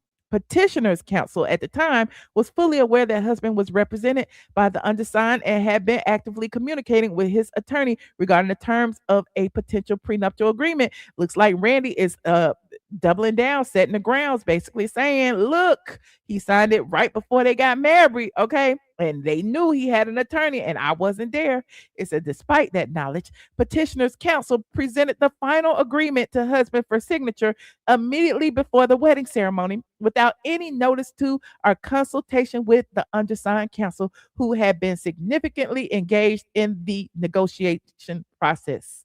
These circumstances raise substantial questions concerning the enforceability of said document. Whoop, there it is. Okay, we said it before, we said it again. Ty is basically going after whatever he can. He's questioning, he wants that prenup thrown out. Okay. The circumstances raise questions about the enforceability of the document. Nevertheless, husband remains committed to working in good faith to resolve this matter amicably and privately to the extent possible. You said it was a scheme set up by Todd and his lawyer. Who knows? Todd, his lawyer, Carlos. Who is it? Who is it? Carlos was the producer. Who did it? Okay, who had Todd sign them documents knowing that he needed to have an attorney present? Okay, cameras even caught it on film. Okay, it said unknown to husband, tangible and intangible, husband should be awarded an equitable division of all marital assets, both real and personal, tangible and intangible, between the parties. Damn, Todd said he won't have. Todd said he won't have. He want everything. It don't matter what that prenup say. He want an equitable division of all the marital assets. Husband shows the court that he should be awarded his separate property and any appreciation thereon. Husband shows that the parties have acquired debt throughout the course of the marriage. Husband requests that such debt be equitably divided. Okay, he wants you to split that damn debt too, Kandi. Okay, split the money and split the debt. Husband shows that OCGA 1957 provides as follows with regard to the transferring of or disposition of property. After a petition for divorce has been filed, no transfer of property by either party except a bona fide transfer in payment of pre-existing debts shall pass title so as to avoid the vesting thereof according to the final verdict of the jury of the case. You can't sell no property, Kandi and Todd. You can't move any money around, Kandi or Todd. After that divorce was filed, you can't do that. Okay, so they got to keep track of all this money in case, either party has claims to it. It says further, petitioner is bound by the provision of OCGA 1961E, which provide as follows with respect to the transferring or disposition of property. Pending the final determination by the court of the right of either party to alimony, neither party shall make any substantial change in assets of the party's estates except in the course of ordinary business affairs and except for bona fide transfers or value. Okay. Husband insists that petitioner comply with the foregoing statute in all respects. Petitioner is put on notice of not only the law of the state of Georgia, but also on notice of the husband's intent to insist on full and absolute compliance by petitioner. Husband hereby places petitioner on notice of the following important provisions regarding spoliation of evidence.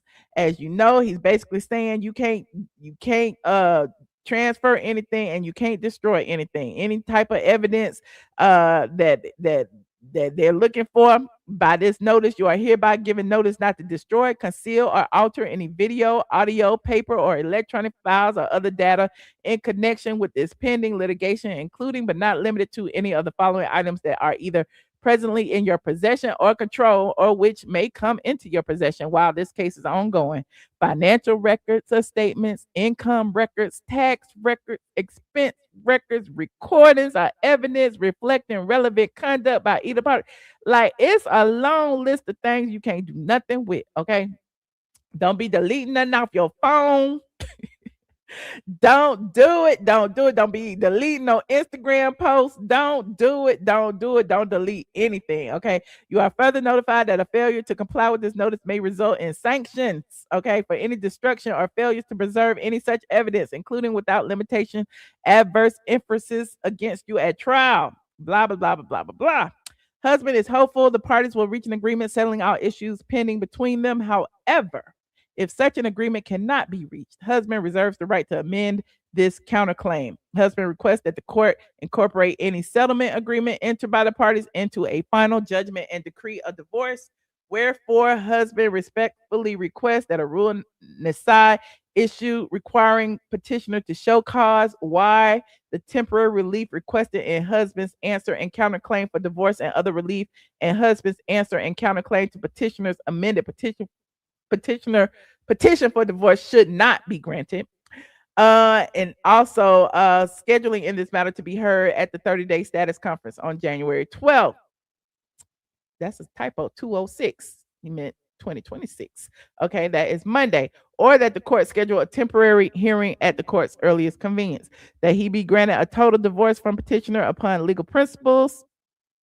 The husband be awarded temporary and permanent legal custody with final decision-making authority and temporary and permanent physical custody of the children.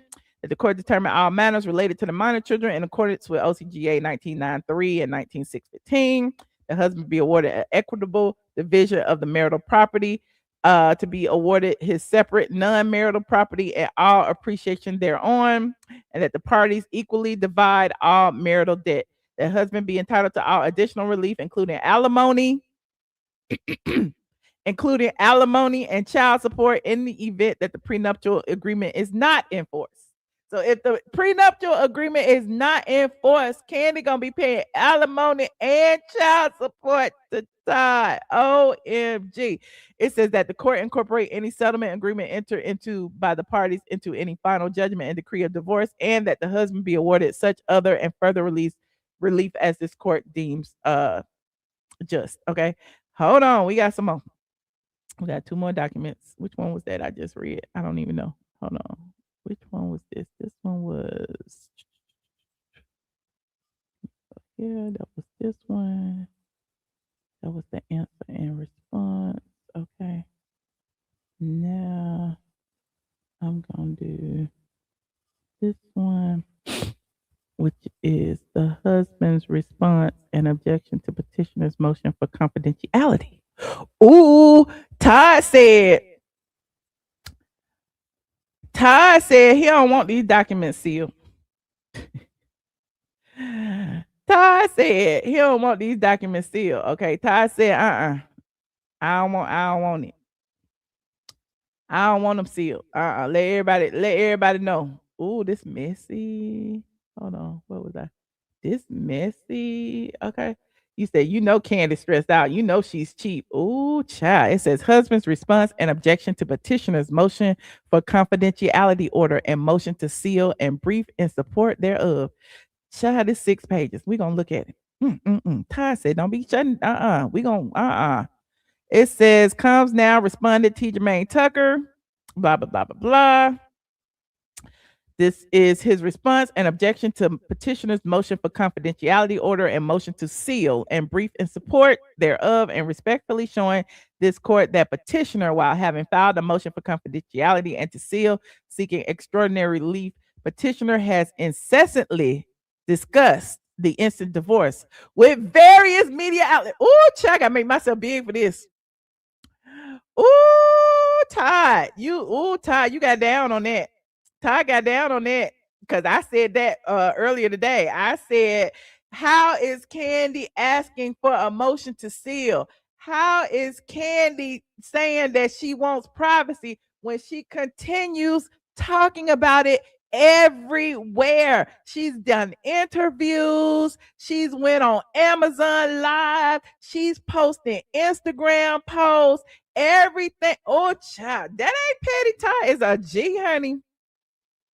He said, how can she do that while having filed a motion for confidentiality and to seal, seeking extraordinary relief? Petitioner has incessantly discussed the instant divorce with various media outlets, including print, televised, and online platform, while husband has refrained from any public commentary regarding this matter.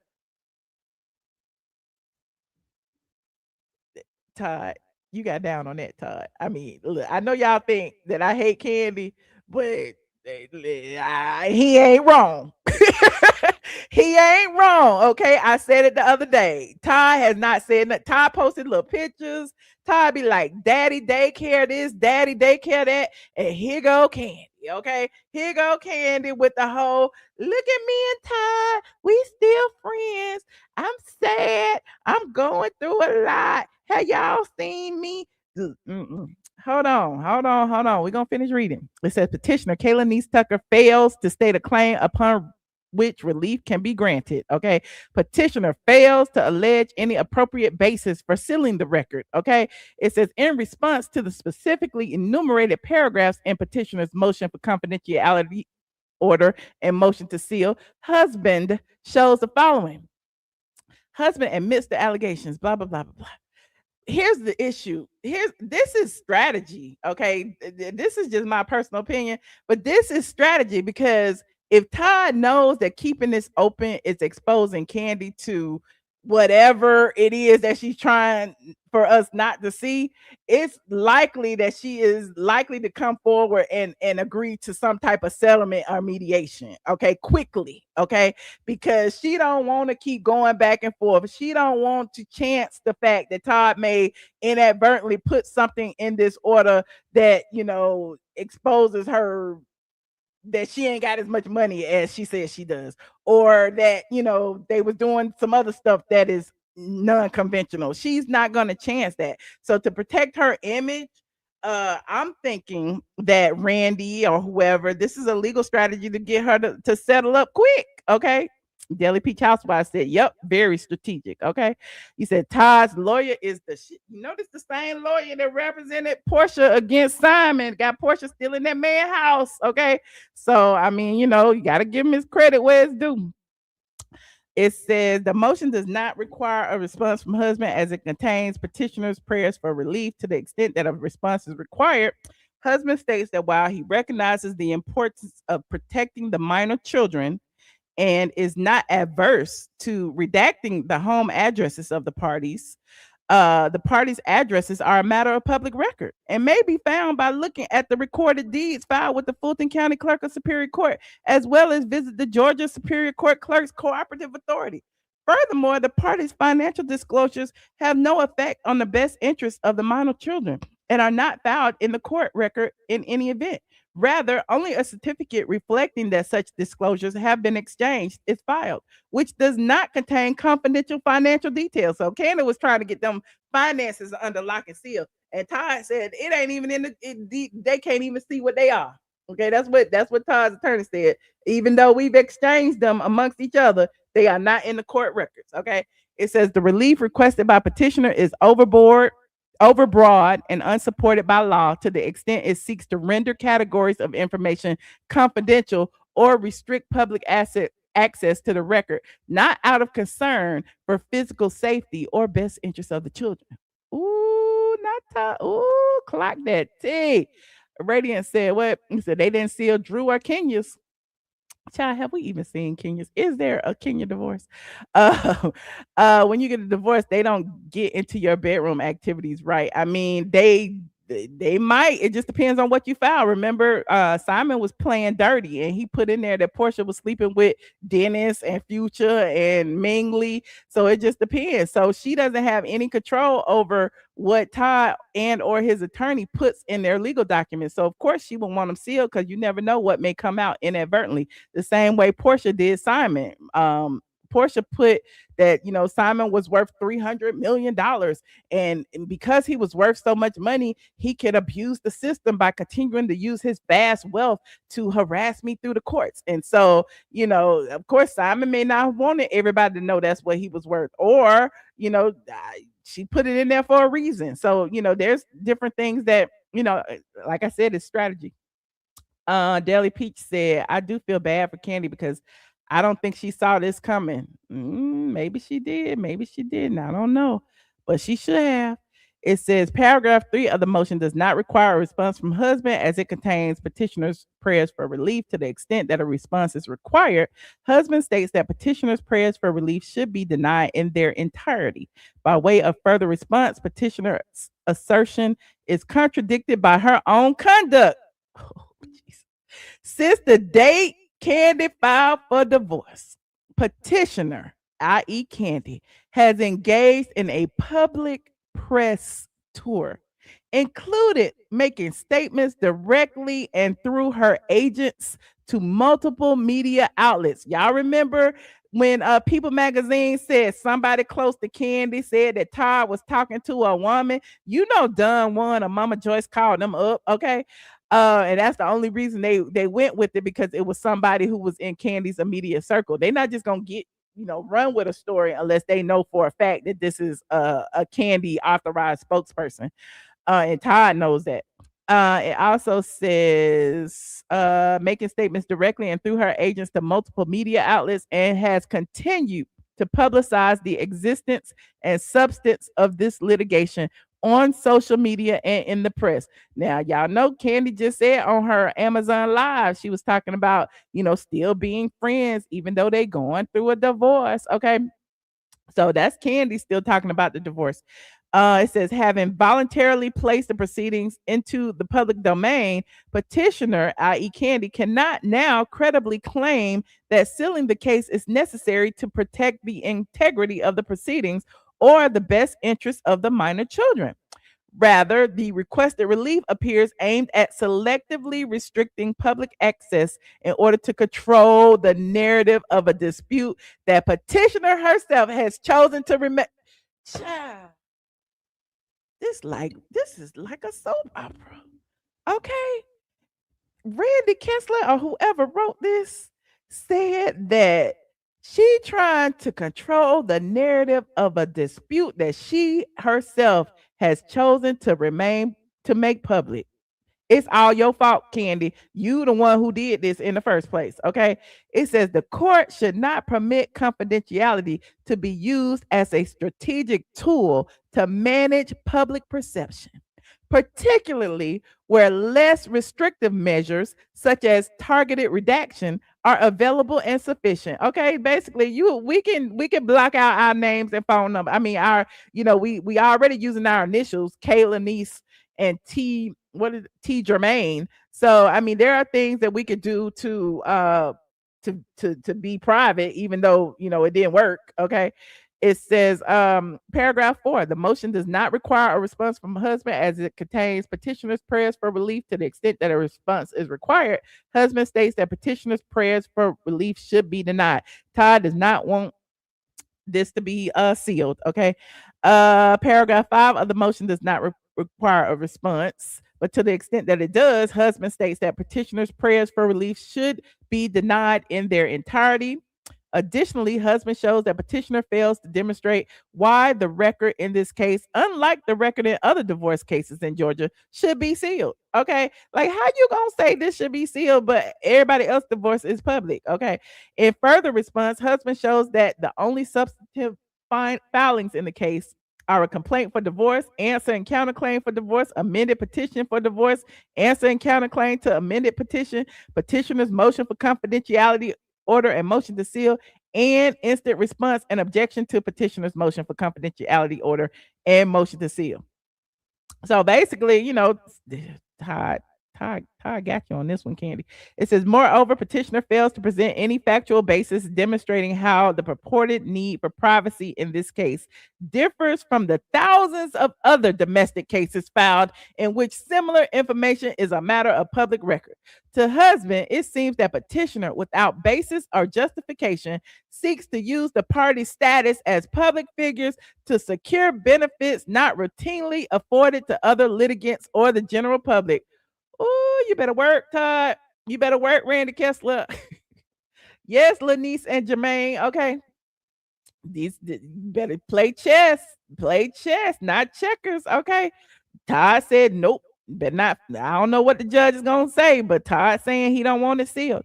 It says paragraph 6 of the motion does not require a response from husband as it contains petitioner's prayers for relief to the extent that a response is required. Husband states that petitioner's prayers be denied. Okay, 7, same thing. He wants them denied. Now here is the argument. Okay, basically they're referencing several other cases, several other divorces, all in Georgia and case law, where a lot of people were requesting to seal the documents and basically saying that the harm otherwise resulting to his or her privacy clearly outweighs the public's substantial interest in access to the records. But because the Atlanta Journal-Constitution argued about it, they kept whatever this case was, Wild versus Thurman, they kept it open. And basically, the court found that the court must set forth findings that explain how the invasion of privacy threatened by public access to the sealed materials differs from the type of privacy invasion that is suffered by all parties in civil suits. So if you can't prove that, you know, there's some privacy invasion, they're not going to seal it. Okay. And they're basically saying that the Georgia Supreme Court has further made clear that embarrassment, reputational impact, or privacy concerns are consequences common to civil litigation, and without more, do not justify sealing court records. So basically, everybody get embarrassed, okay, with the court. Everybody get embarrassed. Listen, that's why it's public, so that we can all see that there's some transparency in the law, that everybody is treated fairly, that there's a balance. We can't seal yours and not seal everybody else's, okay? So he's showing a bunch of case law, and there is that.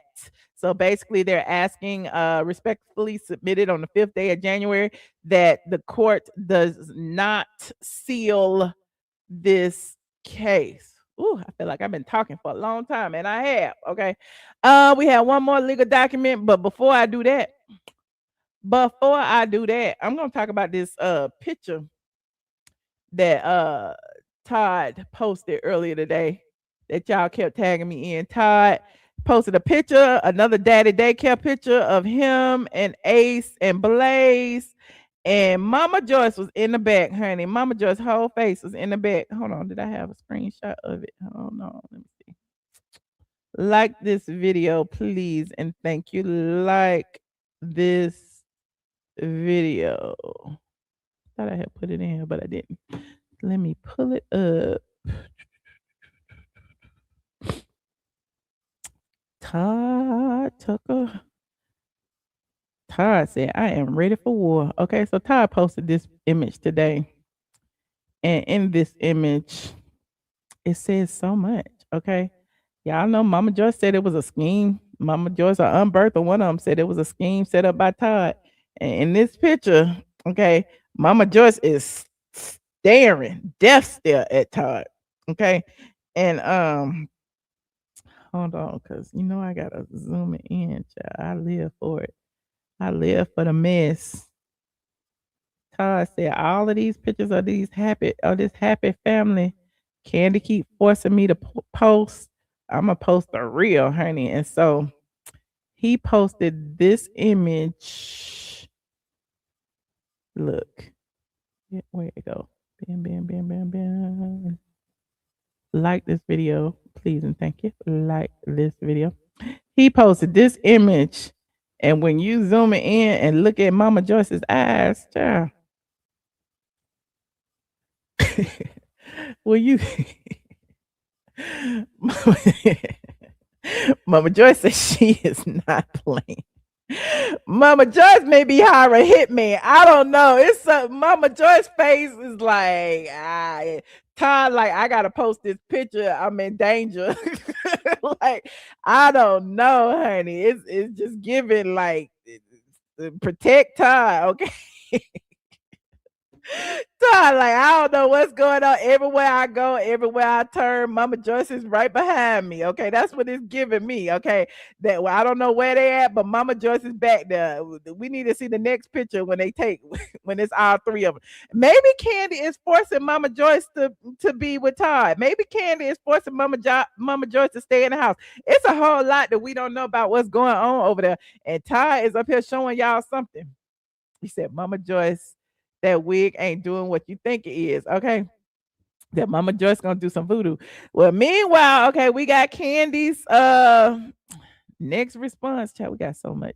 This is Kandi's latest motion, which was filed the day after Todd filed all of that, which was Todd filed his amended complaint. Todd filed his response to Kandi's motion to seal. And here is Kandi's response to all that stuff Todd been filing, okay? So Kandi filed her motion. Whew, child. I told you they're gonna be in court from here to whenever. Okay. She filed this 1/8/26. Okay. Petitioner's motion for a temporary hearing on parenting time and child support. So Kandi said, it don't matter that I'm living in New York. Okay. It does not matter. I need a hearing. Okay, because I don't want Todd to have these kids. Okay. It says, you know, the parties they are the parents to two minor children, A Tucker, a male child, and B Tucker, a female child. Okay. The minor children have significant monthly expenses that include, but are not limited to, nanny, child care expenses, tuition related expenses, extracurricular expenses, birthday parties, medical expenses, travel expenses, and maintenance daily expenses. So basically, Kandi telling us her children need all this, which all children have all those expenses. Okay. It says the respondent, aka Todd, has failed to contribute financially to the maintenance and support of the children's needs, leaving the sole responsibility upon the petitioner/mother. The respondent, aka Todd, has failed to provide financial support to minor children, yet has traveled out of the country on multiple occasions for vacations without proper notification to the petitioner/mother since the petitioner filed her petition for divorce. Interesting. Kandi saying, Todd, you can't go nowhere. I'm at work. I'm in New York. Okay, you can't go nowhere. Okay, you got to sit here unless you gonna pay me for the nanny care, unless you're gonna pay me for these tuition expenses, unless you're gonna pay me, you can't do nothing, Todd. Okay. So Kandi is calling Todd to the carpet saying Todd ain't contributed to the household. But Todd's like, I ain't never contributed. That wasn't our agreement. I ain't never contributed to the expenses. Now you want me to contribute because we getting a divorce? That's not what we had said. Okay. It says per OCGA 1993, it is in the best interest of the two minor children for the respondent, aka Todd, to contribute financially to the well-being and maintenance and support of the minor children on a consistent basis. So basically, she calling to the carpet because he ain't contributing financially, but where has he? I mean, I'm just saying he's there personally. He's in the house while she in New York or whatever. I don't know. Listen, I'm just minding my they business by minding mine. Okay. It says the respondent is a self-employed entrepreneur who possesses the earnings and earning capacity to financially support the two minor children and make financial contributions to the children's expenses. The respondent, aka Todd, possesses multiple sources of income currently and throughout the duration of the marriage. So Kandi said he was making his money, but he don't pay nothing. Okay, that's what Kandi said. He makes his money. He got money. He can make financial contributions, but he refuses to.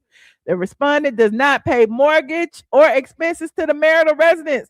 Listen, Kandi is calling everything to the carpet. Kandi said, I pay for everything. That's your fault, Kandi. Who told you to do that? Y'all been married 10, 11 years. This man ain't paid for nothing. Now, all of a sudden, you want him to pay? Now all of a sudden, because he fighting you now, all of a sudden he don't pay nothing. He don't pay nothing. He ain't been paying nothing. It said the respondent does not exercise parenting time with the minor children on a significant basis, despite the facade of his 2 or 3 minute social media videos chronicling his daddy daycare on social media. Not Kandi calling out the daddy daycare. Not Kandi. What? I mean, who is in town while you in New York? I mean, I'm just saying, who is there? Who is spending all the time? Is it Mama Joyce? Is it the nanny? Is that what Kandi's saying, that she would prefer for Mama Joyce or the nanny to keep the kids outside of Todd, their biological father? Radiant said, if never contributed to the home, that strengthens the argument that he needs support. Okay, because he ain't gonna leave that house as long as the children are staying there, and he's already established the fact that the children, ever since they was born, been in that same house, so they not gonna have 2 separate households. That's what it's looking like. He said, so Kandi lied when she was arguing with Marlo about Todd contributing. Ooh, not y'all pulling receipts, honey. Why should Todd pay for a house? His name is on. You know, he said it in the Glam Squad. Okay, you know, they can't delete them videos. He said, I figured that folks be faking. Yep, Kandi said she could pay for every motherfucker in here, and she is. Okay, Kandi is the sugar mama that Marlo said she was. Okay, Marlo said Kandi was paying for everything, and Kandi said, I am. I can pay for every motherfucker in here. Not Kandi is a pick me. Kandi picked. She ain't the pick me. Kandi picked Todd, and she paid a hefty price. Okay, it says, since petitioner filed her petition for divorce, the respondent has intentionally and willfully attempted to interfere with the petitioner's parenting time with the minor children. Now, how has Todd interfered with the parenting time if he don't have the kids? How can he interfere if he don't have them? Specifically during the recent Christmas holiday break. Now we getting tea, because remember, y'all said they was all good during Christmas. They were taking pictures, they was in their pajamas and all that during Christmas. Even the older kids was there. It says during the recent Christmas break, the respondents, aka Kandi, attempted to prohibit the children from traveling to New York to visit the Todd attempted to prohibit the children from traveling to New York to visit the petitioner, even though she had previously incurred costs of travel for the children. To prohibit the children from traveling. Okay. I don't know. That just seemed grammatically incorrect. Maybe it's me. She had previously incurred costs of travel for the children and provided the respondent with significant notice of her intent to exercise parenting time during the children's designated holiday break. So Todd was like, listen, I ain't trying to go to New York, child. We've been here all this time. Now you want to fly everybody up there? It says court intervention is essential to ensure that petitioner will be able to exercise consistent and peaceful parenting time with the minor children while the divorce proceedings are pending before this honorable court. I mean, maybe Todd didn't want to go up there for Christmas. Maybe he wanted everybody at home. I don't know. So this is why everybody quiet about this story. Kandi's slip is showing. It is, child. The baby was on one of the episodes crying for his mama because he missed and wanted his mama. Okay. Yep, it is juicy. You said you here to catch the tea. Shout out to J Hood. I see you, friend. She is going low. Child, you thought she wouldn't. Kandi needs an attorney on Randy's level. You saying her attorney is not on Randy's level? It is contradictory, because how he stopped the kids from coming if he didn't have the kids? First he say he don't pay for the kids, then they say he go traveling without the kids even though he got money, and now is he stopped the kids from, or tried to stop the kids from coming to visit her. Interesting. It says petitioner requests that court issue a temporary parenting plan that affords the parties with respective scheduled parenting time with the minor children on a temporary basis. The petitioner requests that the temporary parenting plan also includes a plan that addresses how the parties shall split time with the minor children during upcoming holidays and academic breaks. So while y'all was thinking it was all good, okay, they go into ACEs birthday party. They having all these different parties and stuff. And Todd is on one side of the room and Kandi on the other side of the room. And then they come take pictures when it's time to cut the cake. Clearly, there is some dissension, and clearly the divorce is still going on. It says the petitioner has already secured. Oh, wait, now she already secured travel itineraries for the children for their upcoming spring break. Therefore, she requests that she be awarded parenting time with the minor children during their upcoming spring break during even calendar years on a temporary basis. So basically, it's like Kandi, like, I already spent my money, so you need to do what I say do. You know, Kandi got the money, right? Kandi is the boss of the house. Okay, Kandi wear the pants. So she's saying she already had bought the tickets, okay, as if she can't get no refund. Okay, she already did the travel itinerary for spring break, even though it's January. Okay, even though you knew you was going through a divorce, you already did it. And so she wants the court to award her this spring break, okay, and maybe Todd can get the next one, okay. It says the petitioner requests that the court schedule a hearing to address the issues of temporary child support and parenting time at the court's earliest available date for consideration. So she's asking for an order from the court to do all of that. She wants the court to put it in writing.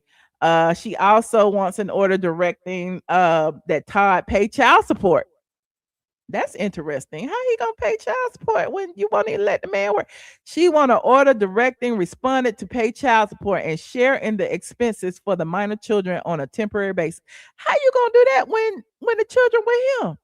How he gonna pay child support when she ain't even got the children? I'm so confused. I am so confused. Okay. They also want to issue a temporary order awarding the petitioner and respondent with parenting time with minor children on a regular basis and major holidays. So he got the kids, but you're requesting time with the kids, but you want him to pay child support even though he allegedly had the kids all the time, but you want them every now and then just on spring break. Who wrote this? He also wants to issue. They also want to issue a temporary order awarding the petitioner parenting time with the minor children during their upcoming spring break. So who had them outside of spring break? Oh Lord, I don't know. Shout out to Kandi, child. Shout out to Todd. This is gonna be a long one. This is going to be a long one, honey. I don't know. My chair fell down. Hold on. I don't know what's gonna happen. Meanwhile, you know, Kandi is showing a brave face online, honey. And like Todd said, Kandi keep going to every platform to talk about it. Hold on, let me find the last video that Kandi did. Like this video, I've been talking for 2 hours and 15 minutes and I didn't have no intermission. Kandi. Hold on, I'm about to see if I can find it. Is this it? Let me see. Kandi. Kandi talking about soul ties. Kandi talking, she be talking about everything. Kandi, Amazon. Let me see. You say Kandi need a lawyer. All I know is all up and down social media, Kandi is always talking about Todd. Let me see. I'm on X right now just to see what these videos say. What this one say? Hold on. Peter Humphrey says, "Hey, Kandi." Oh, that's not Mia. Hold on. This is Kandi breaks silence on her divorce. This has been brewing for a while. I've been going through it. Okay, Sage. I'm going to be very honest with you. I am up and down. You know, obviously going through a divorce is definitely not the easiest thing. So Todd was right. She's been talking about it on different platforms. You know, sometimes, you know, you're cool. You know what I mean? You're moving, you're mixing, you're moving, and you're hanging out with friends. But then sometimes you have your moments of sadness, you know, and me being the Taurus that I am. I like, girl, why we got to know this though? You wanted privacy. I like to keep those moments to myself. When I was on Housewives, I really couldn't keep moments to myself when I got upset, so y'all would catch me crying. But in real life, my everyday life, you know, I don't really like for those moments to be shared with the world. Okay. So, but I am sharing with my Amazon family today. So I am up and down. Okay, there go Candace saying she up and down. And here go her latest one on Amazon. Like Todd said, Todd said incessant. That means often, a lot, a whole lot. And here she is again, incessantly talking about Todd. Hold on, let me see what this say. You see you and Todd being friends after the divorce. Yes. I think after a divorce, I think anybody should be able, hopefully. Don't get me started lying. Won't age well. I hope we get to be friends. Like, that'll be my goal. But you know, I think when you're going through the divorce, people get on your nerves and you really start looking at them differently. Yeah. So that's why I'm like, I'm hoping that we can make it through unscathed. Anyway, Anyway, she could not have answered that question. And so, I mean, that's a good argument for Todd to be like, no, you don't need to seal these documents if you ain't sealing your mouth. Okay. You over here talking about me on the platforms, and Todd ain't talking about nobody. Todd ain't been on no blogs talking about it. Todd haven't been on no podcast talking about it.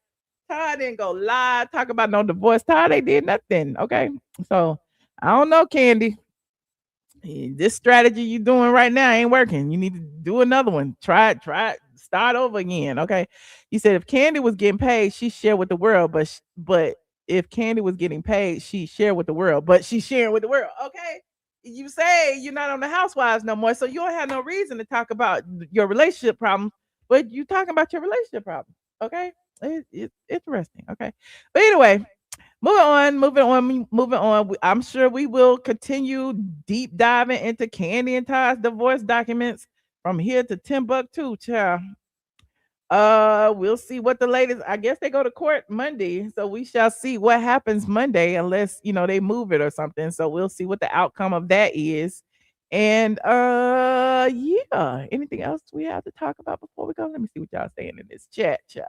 You said never marry down, never take care of man. She should have just let him hit from time to time. Okay. But she wanted kids. I mean, you can't call the marriage a failure when they was together for 10 years. Like, is that a failure? I mean, I was married for 10 years. I consider it a failure. I didn't have no kids though. I consider my marriage a failure. I was married for nine years and 10 months. Okay. She has said anything negative about him. It's not about her saying anything negative about him. I think it's about her talking about the divorce at all when you want to seal the documents, when you are asking for privacy. Like, how are you talking about it at all? Like, and I know the Kandi crew is in here. They're going to be windmilling for Kandi. I get it. But yeah, it's not looking good. Y'all read them court documents. It's not looking good. Okay. And clearly, Todd's attorney seems to be a little bit more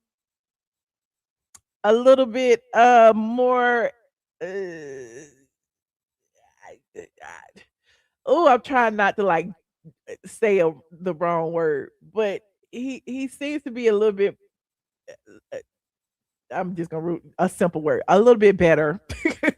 A little bit better. I'm not gonna say more educated, more I don't know. It just seems to be like his attorney is more involved than Kandi's attorney, because his attorney was actually there when they first got married. So, and that's the type of attorney you want. That's why I love my attorney. Shout out to Michael Miller. Like, your attorney that knows like everything from beginning to end, you know what I mean? That was there even before the lawsuit was filed and that kind of stuff. So it seems like, Randy knows the history of everything, and he's not, basing what he's saying just strictly off of what his client is saying, because he was there. He had conversations with Kandi's attorney of record at the time, where experience would be a good word too. But I mean, I don't know that Kandi's attorney isn't experienced. I mean, I told you I met her. She was working up under Phaedra. That doesn't make her a bad attorney. I mean, yeah, he is. He's been doing it longer. You're right. Okay, we can say experience. Okay, I was trying not to go there, but You said, and Todd helped elevate Kandi. There is no OLG, no multiple spinoffs, no productions without Todd. He is nowhere near a bum. Okay. But Kandi said they turned lemons into lemonade. Okay. They had a dungeon tour based off of what Phaedra said about both of them taking, Porsha to the dungeon. So I mean, add the dungeon tour in there too. I mean, they monetized off of that. So they monetized off of different productions. Even if they weren't successful at the time, it was always Kandi and Todd presents. Kandi and Todd presents. The Burruss Tucker restaurant group. So you can't say, that a lot of the things that Kandi was doing that she would have been doing had she not married Todd. I mean, let's be real. The only thing Kandi was probably doing would be the sex toys. It wouldn't be the restaurants. It wouldn't be the plays. It wouldn't be productions. It wouldn't be any of that without Todd being there. And I don't know. We shall see. If you think Kandi would have been involved in any other Broadway stuff if it wasn't for Todd, if they would have been, co-executive producers on Othello and all of those things, if it wasn't for Todd. Todd was in production at the time, right? I mean, am I wrong? Y'all let me know. Because sometimes I might forget history. You said she doesn't seem invested or something. She need to take the wheel back from Kandi. Oh, you mean the attorney? Interesting. Todd is a bum. He had nothing without Kandi, name and funds. Okay, you say, well, that's Candy's fault for marrying a bum then, if that's the case, Mama Joyce. Mama Joyce, that's Candy's fault. If you don't call that man a bum, okay, whose fault is it that she married a bum? Okay, just like y'all be look. Well, I always compare marriages and divorces. Just like y'all say, it's Simon's fault for marrying Porsha. She was a gold digger. It's Simon's fault. It's Kandi's fault for marrying a bum. Okay, she need to get ready to cut that check. Anywho, like this video, y'all. I'm about to go. I would take out anybody gonna call me at 1:30 in the morning. Put a one in the chat if y'all think anybody gonna call me at 1:30 in the morning. Who gonna call in? Y'all still up? It's 2,000 people in here. I put the link in. Click the link and call in. I would love to hear what you have to say about this situation. We talked about a lot of things, by the way. We talked about Porsha and Traitors earlier, if you want to chime in on that. We talked about Cardi B versus everyone earlier, if you want to talk about that. We talked about the Tasha K and Jess Hilarious situation, if you want to talk about that. We talked about the TS Manhands and Jess Hilarious situation, if you want to talk about that. We talked about a lot of things. We've been on for like 2 hours and 20 minutes, so you can pick a topic, call in. Oh, we talked about Junkie Dineva not responding to Mendeecees, if you want to talk about that. Where's the Junkie Bunch? Okay, why Junkie Dineva been quiet as a mouse? Okay. What else did we talk about, y'all? We had a lot of topics today. This was fun. Okay, I didn't think it would be fun because we talked about CBS discontinuing Kenya Moore Haircut. So in order, we talked about Porsha Williams being eliminated from Traitors. I gave my insight on that, and we listened to Porsha talking about why she was eliminated. We talked about Cardi B versus everybody. Okay, we talked about the Jessie Woo and Tasha K, versus Cardi B. We talked about the Jessie Woo having her problematic past, Tasha K having her problematic past and whatever, but Cardi B being racist Latina. We talked about Jess Hilarious and Tasha K. Jess Hilarious called Tasha K a junkie, honey. And I don't know if she was thinking about Junkie Dineva, but she said that Tasha K was ugly. We talked about the TS Madison versus Jess Hilarious, and we talked about the CVS and Kenya Moore, and we talked about Kandi and Todd, which was the bulk of the live. Hold on, we got somebody in the back already. Hold on. Hello, George. What's up, boo? I missed you. How are you? Good. Can you hear me? Yes. How you doing? I'm doing good. How are you? You look good, sis. I'm good. Welcome. Happy New Year.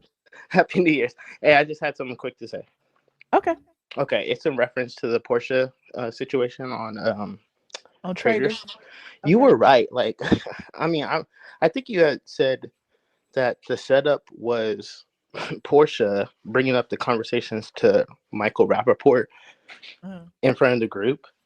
And I just feel like if Porsha didn't run her mouth so much, and didn't even bring up those conversations like in that kitchen, she probably wouldn't be on the radar. I mean, Porsha, she should have played to her strength. And I feel like Portia's strength is ditzy, right? Don't go in that environment trying to lead conversations, trying to direct narratives.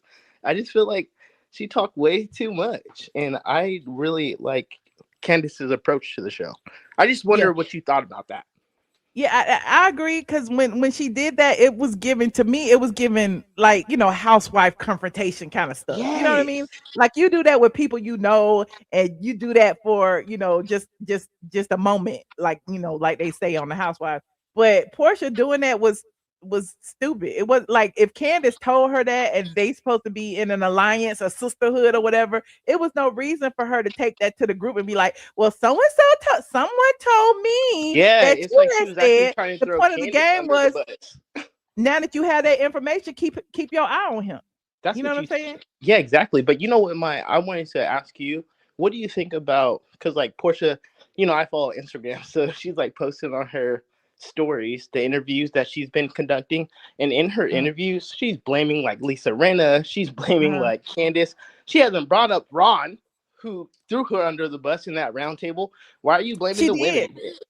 She brought him up in the one I played earlier. If you watch the replay, I talked about she did an interview with Hollywood something. Yeah, she did 2 interviews. Yeah, with the little Caucasian lady. And She she did did one one with a with a dude Caucasian too. man and a lady, right? Yep.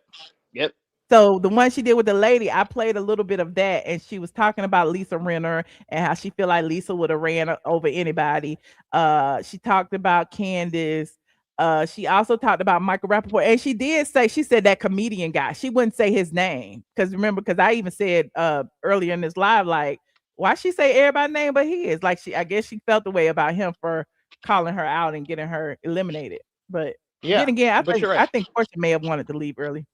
Yeah, but in my opinion too, it's like now it's easy to respin the narrative and say, oh, I was thinking this, or I was trying to do this, now that you're watching it back with the rest of us. But really in real time, you made bad decisions. And in my opinion, it's giving sore loser. And if you want to be smart with these networks, when you get these media opportunities, maybe not throw like editing under the bus or other castmates under a bus. Maybe just be like, you had fun and move on. Because remember, in that same interview, she did say the whole conversation was, I was thinking of if I was a traitor and I eliminated. Like, you know, it's like, girl. Yeah, take your L, move on. Say you had a great opportunity, they paid you, you still in the contract. If you want to be invited back, just shut up. Everybody else is just, when they take their L's moving forward, people are probably just going to say they had a great experience. They're not blaming editing. Somebody said I wasn't rooting for Porsha. But like I said earlier, I had heard that regardless of when you get eliminated, you still get your full appearance fee. And so I don't think she cared that she was eliminated early. That's my opinion. Yeah, she probably gave up at that round table because she probably didn't have nothing else to say. And she didn't defend herself. She probably couldn't. You know, she could have said something that maybe changed somebody's mind, but she didn't. She could have tried, though. She could have been like, well, you know what, Candace, maybe you're the traitor because you're not being honest in these conversations. Threw the whole thing on Candace, and then Porsha, maybe you've been successful by getting out the first traitor in the first round table.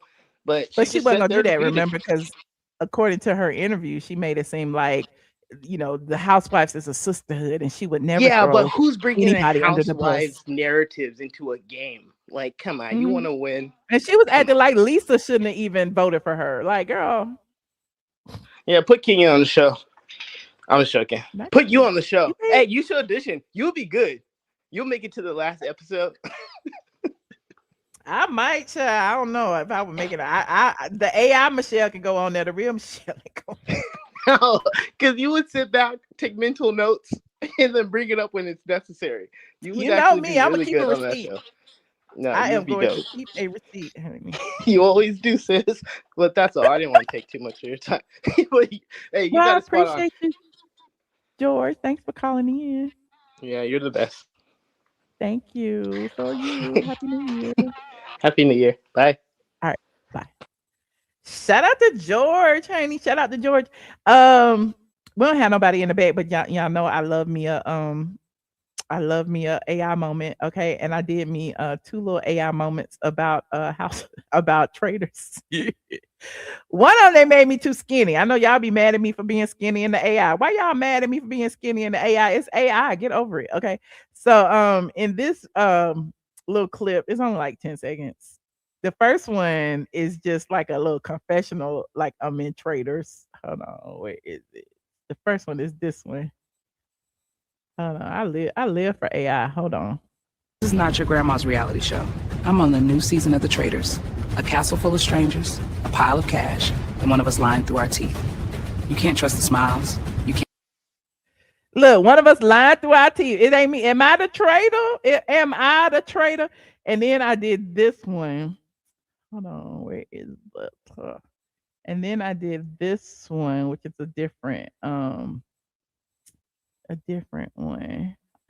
Hold on, this one made me real skinny, child. I don't know who this is right here. Hold on. How you win a game like this. I'm on the new season of The Traitors, living in a cold old castle with a bunch of strangers who all think they're the smartest in the room. Bless their hearts. Am I a traitor or a faithful?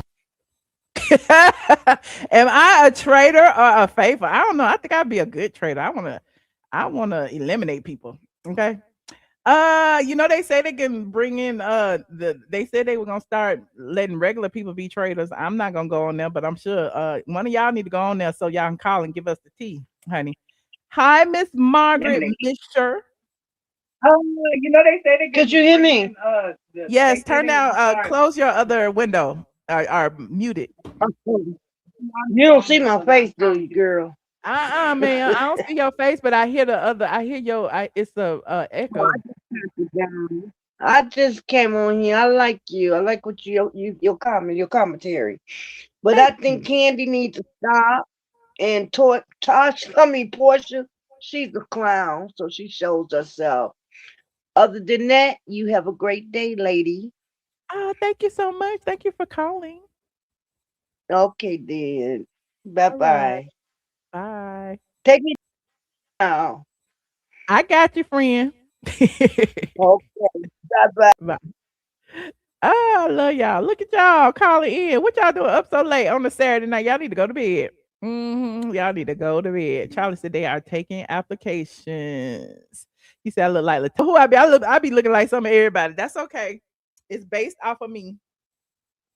It's based off of me. But anyway, you guys, I appreciate y'all tuning in tonight. This has been a good live. I will set the timestamps at some point within the next 30 minutes or so and watch the replay. Shout out to the squad. If you missed it, I went live on Patreon earlier before this, so go watch our Patreon before dark. Well, it was dark, but I normally do it after dark after the show, so I did one before this.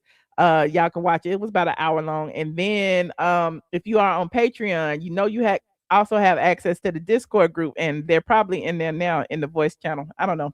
But anyway, yeah, exactly. Go to sleep. It is late in Atlanta. Go to sleep. It's late in Atlanta. Good night. See, I have it. It's in my little sound box, but it's also right here. Go to sleep. It's late in Atlanta. Good night. It is late in Atlanta, honey. So I appreciate y'all for tuning in. Don't forget to like this video, subscribe if you are not subscribed. And I will see you guys in the next video. Good night, squad.